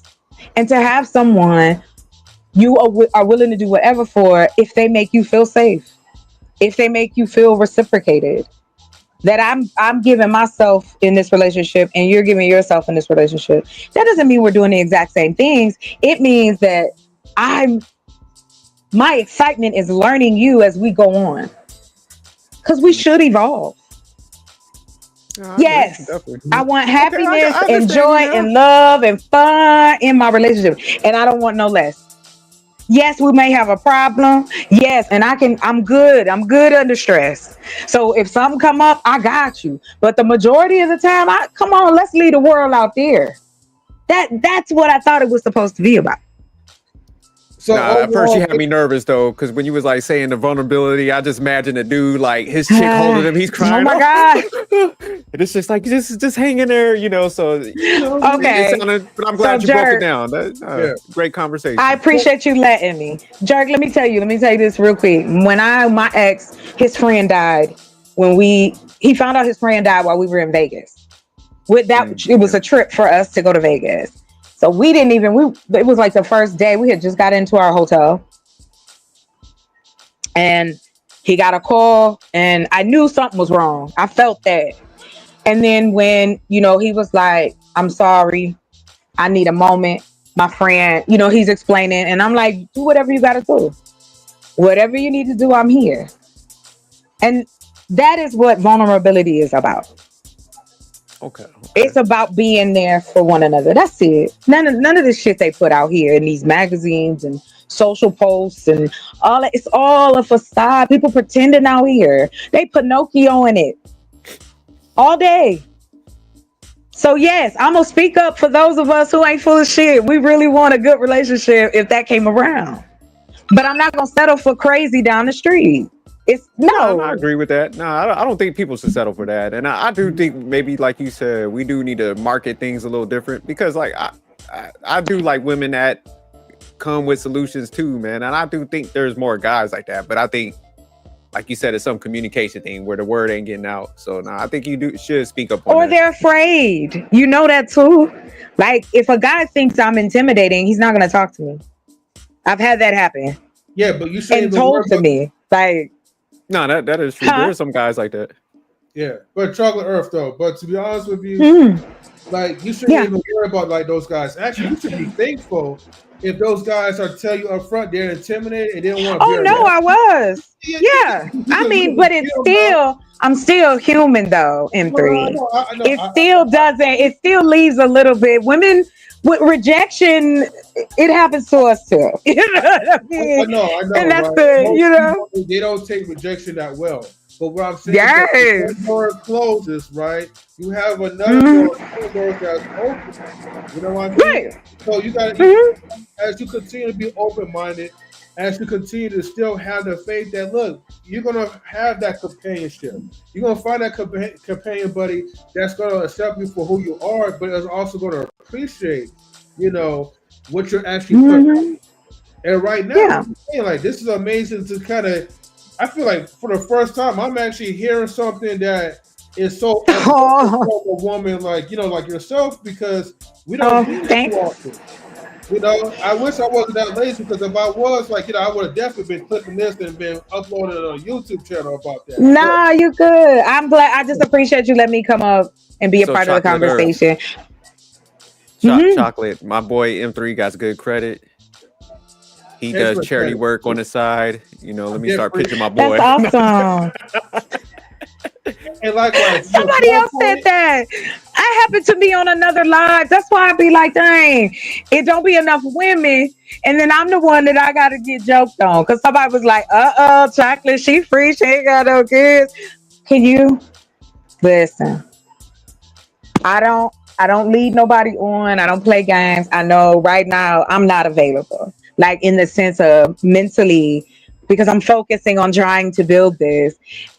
However, depending on the person, how does that person? Okay. You left the door open. You know what I mean? Yeah, the door is open. Look. All right, look, Chocolate. Let me just be upfront, transparent. Spit that it's just game. Got a fence on it. It's the screen door. Listen, the screen door is closed. For a little bit, right? Look, Chocolate. Right? She said it's somewhat open. That's it. That's all you need. Right. Come on, the screen door is still locked. Chocolate, right? You know, you're crazy. Yes. Look, check this out, right? You live in Arizona. I live in California. Yes. Right. It's cool. Yeah. Hours away to drive, right? Ain't nothing but a drive. Yeah, I think it's like what, 4 or 5 hours. Yeah. No. Actually, it'll be longer because I live up north. I know the calculation. It's like 14 hours, unless, like, you know, if you have a test like myself or whatever, then that's going to take like 18 hours. But look, preferably if you drove or whatever, come out my way into California or whatever, right? You know, look, you're gonna find a companion buddy right up here where I'm at. Okay. Okay. Everything you're saying, right? Pretty much, I'm that type of person. All right. I look for women. Okay. I look for women that like to have fun. You know. Yeah. I mean, I want to go to Legoland. Oh, well, you can't go by yourself. You got to have some of my kids. That experience with you. Okay. So look, you got my Instagram. I got yours. You want my number? I'll give you my number. You got an iPhone? You are really putting me on a spot right now. Like, I'm feeling like, what? What is you doing? What are you talking about? Like, what? Is you? Wait, hold on. You gonna have to hit me up. But see, it is. It's not that I'm not ready. We up here on this panel. You just threw me off. No, that's not it at all.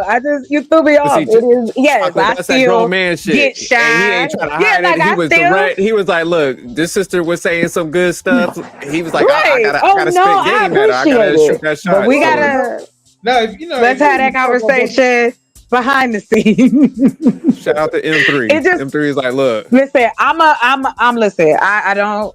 As you tell, my expression is all on my face. So, yes, I appreciate it. I feel flattered. Thank you. It just threw me off. Huh? He got a blushing over there. Stop it. Shout out to M3. I'm getting out of here. So, M3, do you have babies? Do you have kids? No, I don't have no children. Okay. I have like how many? Is it 6? I have 6 parakeets. Turkey? Yeah, did you say turkeys? Little birds. Yeah. Oh, you said parakeets, child. I thought you said turkeys. I'm over here like, did he say he got 6 turkeys? No, but I'm in agriculture, so I was like, oh shit, we about to make us some turkey. You know what I'm saying? That's what I was thinking, but never mind, I got you. I ain't gonna do nothing to your birds. Yeah, you got it. Okay. She was about to cook them things up. Hey, what's one of those little basters? Hey, You about to come home to one less turkey. She was That's like, all. word. She was like 6. She had Thanksgiving planned out. You better not bring them motherfuckers over to her house. Oh my God, because I want to get some sheep and I want to get some alpacas because the wool is very expensive. People buy it across the seas in Europe. The softer, the better. They love it. So for me, agriculture is more than just one type of business. It affects us all. So, and well, we need to get I will tell you this. I will tell you this. I'm a politic head. I'm not. I follow politics like crazy. Oh, okay. Because I'm not necessarily like, it's not the Democrat Republican thing. That's not it. What I'm talking about is the policies that are going to affect the working poor, the lower middle class, and the homeless. So that's my thing. That's what I do in the background. Okay. You know, that's what. Fair enough. You know, I mean, it's good to be around with a woman that's educated in politics, where politics may not be my strongest point. You know, yeah, I may know a little tiny bit, muy poquito, but it's good. To bien. Okay. Like that. That's not a problem. Listen, I used to teach adults and kids. You want to learn something? I'll teach it to you because I teach myself. I try to learn something. You know, at least I think it keeps your brain busy. You know what I mean? Like to have. You know, you need to have the mental parts going. But I was going to say this, because of the way this place is set up where I live and the land that's available, I would love to like put up a singles oasis, like for Black people. They could come and maybe you find somebody, you know what I'm saying? We got the tropical, yeah, like a little spot, like a little you know, you can go in, go swimming. You got, you know, couples on one side, singles on the other. No, it's so you can meet people and mingle. You're so great.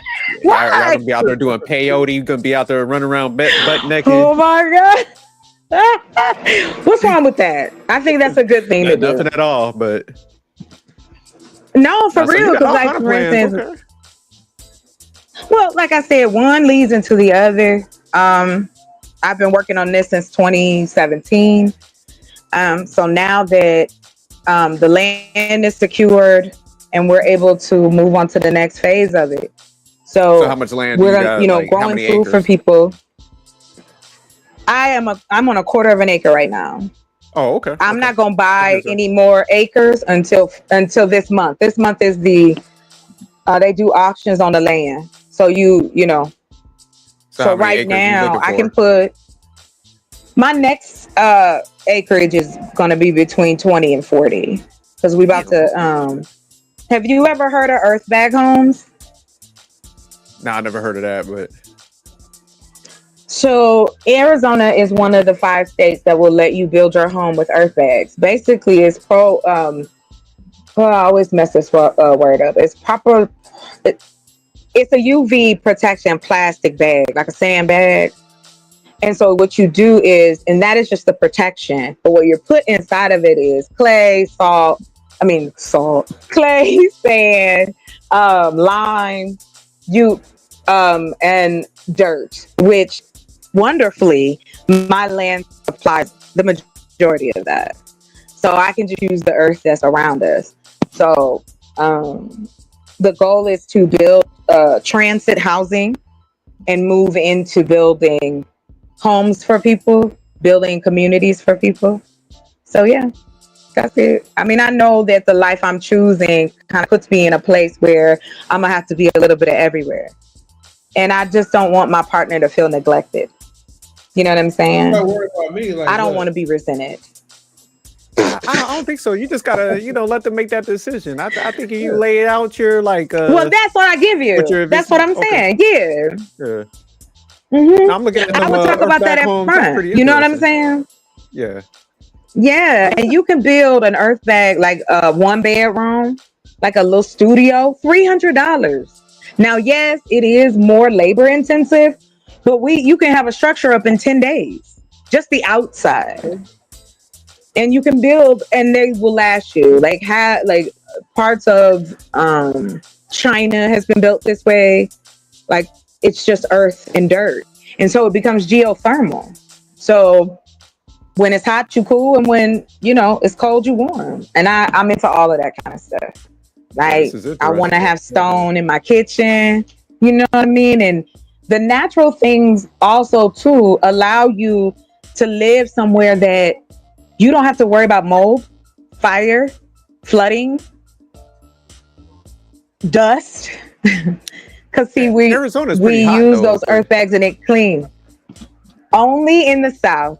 I'm in the North. Arizona, if you look it up, well, Arizona is one of the few states that you can get all of the seasons. So we have snow-capped mountains and we have desert. We got them lizards that run out and snakes, and we got elk.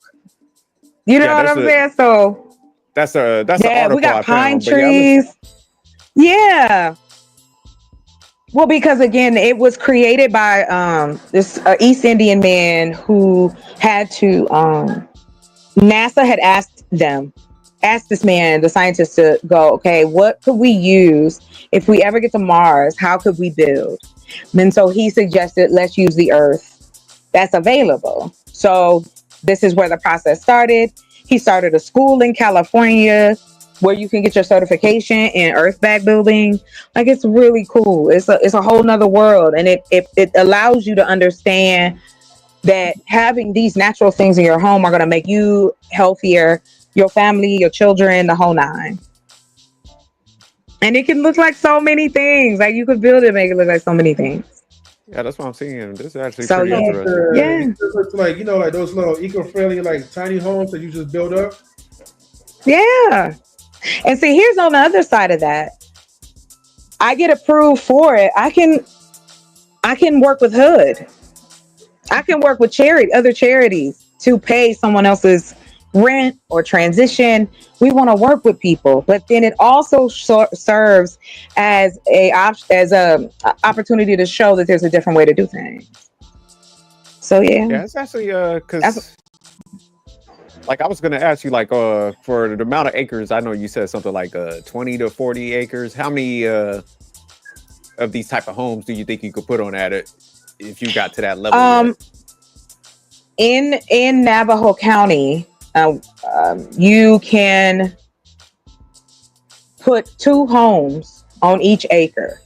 One has to be 25% bigger than the other one, and that's 25%.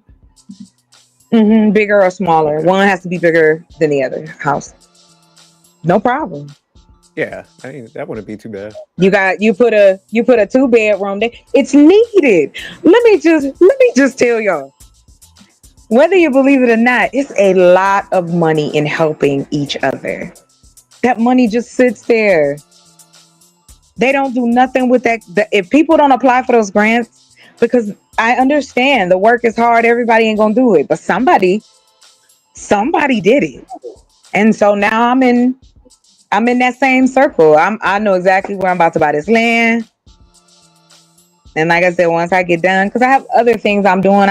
I have a children's book coming out, a little kid cartoon on YouTube. Like, I try to stay busy. It keep you out of trouble. Okay, so you think that was? But you can build one of those, So you're looking for a guy you see that how can keep up. Well, he would have to. It makes in the sense now, conversation, if he kind of full of shit. I'm like, what Chocolate talk about? But it makes sense now. No, it does. You got a lot of stuff going on. I appreciate the honesty. Yeah, I appreciate the honesty. No, but it's like I do. Wait, but Chocolate, real quick, right? You could get a eco home, right? Earthback home for as little as like $1,500. $300. I said $300. $300. Okay. $300. You can build a studio and a bathroom. You can encase it, and then this is also a place that you can have alternative septic system. So it also gives me the opportunity to show that, as well as the solar panels and things like that, and how we get our water. Like I'm that's where I'm at now, where I want to get this part done with the get the seeds popping, get them growing. That's gonna take 30 days. And then while I'm doing that, work on, whether or not we can get this started.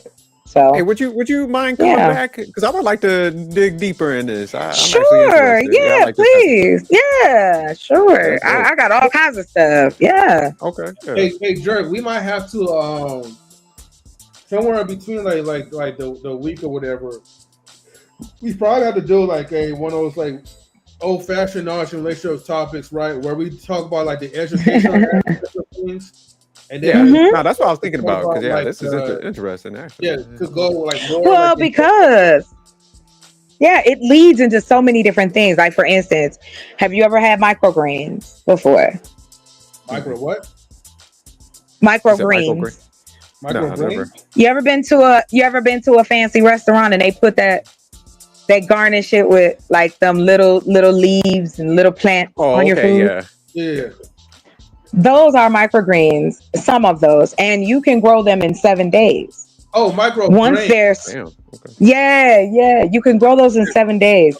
And again, with the research, their restaurants, different parts, people just like it and they order it. Especially now, people want a cheap grocery. So I'm on Speedy Gonzalez mode. No disrespect. It's like, let me get this fruit vegetables up, yo.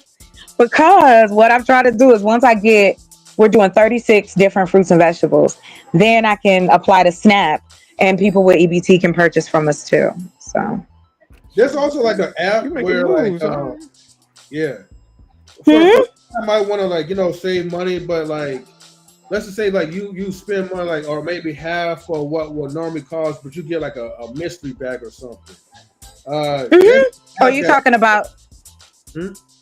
Say it again. I'm sorry. No. There's this app. I'm trying to pull this up. There's this app that's called Too Good to Go, like TOO. Good to go. And it's like an app where it's like, okay, like based off of like your local area, you could find like local like produce or like little like smaller restaurants. And the gimmick is that it's a mystery bag inside. So you're paying for it, but you don't know what you're gonna get. But they'll give you like, let's just say like Whole Foods or whatever. Right. With a salad or some chips or whatever. Or a cookie or some other type of stuff. But you're paying like far less, like let's say like maybe 30% less than what you would normally pay if you go to a grocery store to like select it on your own. And that could go for like, high-end restaurants as well. So they just randomly give you shit? Yeah. You know what I mean? Right. So what we don't want to do that. So the way that it goes at this point is that once we get the first few months and it's we're producing well, then when I feel like it's ready, we can then start delivering out. So right now everything's going to be local. So then, because my goal is, and I'm just keeping it 100, I want to farm in every corner of Arizona so that we can provide fruits and vegetables for people. People may not think so, but this is a poor area. Like Arizona has certain areas that's bumping, but outside of that, it's a lot of poor folks out here, a lot of working poor people. And now with all this stuff, and it's going to go up. And where does that leave you? So for me, it's more than a job. It's more than just, a fanciful thought. No, I really want to see change. And I know that the only way change really happens is with economic power. You know what, man? I apologize because I'm telling you, because you know how so many people come up here like, I want to change the world. I'm like, here we go with that change the world shit. But you actually doing stuff. So I respect that, man. Now it makes sense. I definitely understand you now. I appreciate it. Shout out to you, man. Definitely. Yeah. We definitely need to do it live because I want to tap into that. But I'm glad that that you're showing like receipts on that. So yeah, of course, and that's what I've always said. I said I could show you Like we got the plans for the places, we got plans for the community. Like the reason I said it, and I share this with you gentlemen because it's important to me. My mother passed away during COVID. Sorry, And thank you. And before this all started, Chocolate Earth Foundation all started because I wanted to build a house for my mom. And right when I was getting ready to do that, COVID hit. So when we finally got to that place, she told me, she said, build communities for people. It was right before she passed away. And I said, okay, all right, Mom, for you. So I did my research. I gave myself time, patience to learn as much as I could over the next like 4 or 5 years, and understand how it works. Now, shoot, let's go. Boy, I'm ready to make some money out here. Yeah. And that money can go back into my community because the goal is to help other people, because the more viable people you have in your community, the better your community is. Yes, let's help Pookie and Ray Ray stop being Pookie and Ray Ray. And if they don't want to stop, then move on to the next. If Shaniqua and Lele don't want that life, then leave them alone. Mm-hmm. Let's focus on the people who do and move on. That's right. What I mean. Every other culture does it like that. Like they ain't trying to wait on everybody to unify. This ain't We Are the World. Like just ain't it. It is time to kick in the door. It is time to be more aggressive. Because again, you got, like we were talking about, nice people, right? Mm-hmm. It's a descriptor. You know, dudes tell you that all the time. I'm a nice guy. I run when guys tell me that. Because usually they be crazy, yo. I've had enough. I've had several, so I'm good. Thank you. That personality type, that's the one thing I will say that I'm blessed with, that my discernment and self-awareness now more than ever has definitely helped me see people for, take them for who they are and also understand what I want. And what I want in life is I want to have a good time. I want to take care of my family and my nephews. And if I have a mate that is a part of that, I want them to feel comfortable with it. I don't want nobody that's going to be intimidated and, oh, you making money, you going to leave me. No, if I'm with you, I'm with you. Like, calm down. And see, I'm the type that's like, I'll fly you out. Like that's me. I'm like, okay, come through. Bop, bop, bop. But right now, though, I'm just working on making sure we get all these greenhouses up and get this stuff popping. And then I'll play. Then it's time to play. Okay. Yeah, boy. Sure. Chocolate Earth play. We want to close out. Chocolate Earth play. We want to close out. Hey, no. Oh, maybe back in the day. I just chill now. I'm a homebody. Unless I'm traveling out of the country or to somewhere else, I'm mainly inside. Like if I got all my technology, all the technology, I got my theater room, my bedroom, a pool table. I'm set. I don't need and stock of food, freezer, refrigerator full. I'm good. But all right, y'all, I gotta drop. I gotta get ready for work in the morning. Oh my God, it is late for y'all. All right now. It's been so much fun. I will come back. Just let me know. Yeah. All right. You too. Good night. Yeah. I'm gonna hit you up on IG. I'll protect you. Yeah. We'll talk there. All right, sir. And I will, like, if you just let me know, I don't mind coming back. I could bring all my stuff and really break it down if you guys like me to do that. Yeah, definitely for sure though. All right. Okay, bet. Thank you for having me. Yeah. All right, then, bet. Good night, all. Yeah. All right. I'm gonna be up. Listen. Yep. All right, you too. Bye. All right, for sure. Mm-hmm. All right. Bye. Peace. All right. Let's see. All right, everyone. Look, thank you for tuning in to Reckless Reviews with your boy M3, the Sophisticated Jerk, and Stan Joseph. I don't know why I'm getting his last name mixed in, but look, guys, this was a wonderful stream. I know we didn't really cover a lot about Shannon Sharpe and his like his inner Kevin Samuels mojo. But look, at the same time, y'all get the gist of it, right? And regardless of it, we had a phenomenal conversation. And your boy about to go take care of some things, especially like these allergies that's coming up, man. So definitely good night. Salutes to the Intellectual Soapbox. Thank you for coming up, my brother, as well. Marcus says MC got the pinky from next Friday starter kit. And why is MC giving Michael Jackson Thriller vibes, right?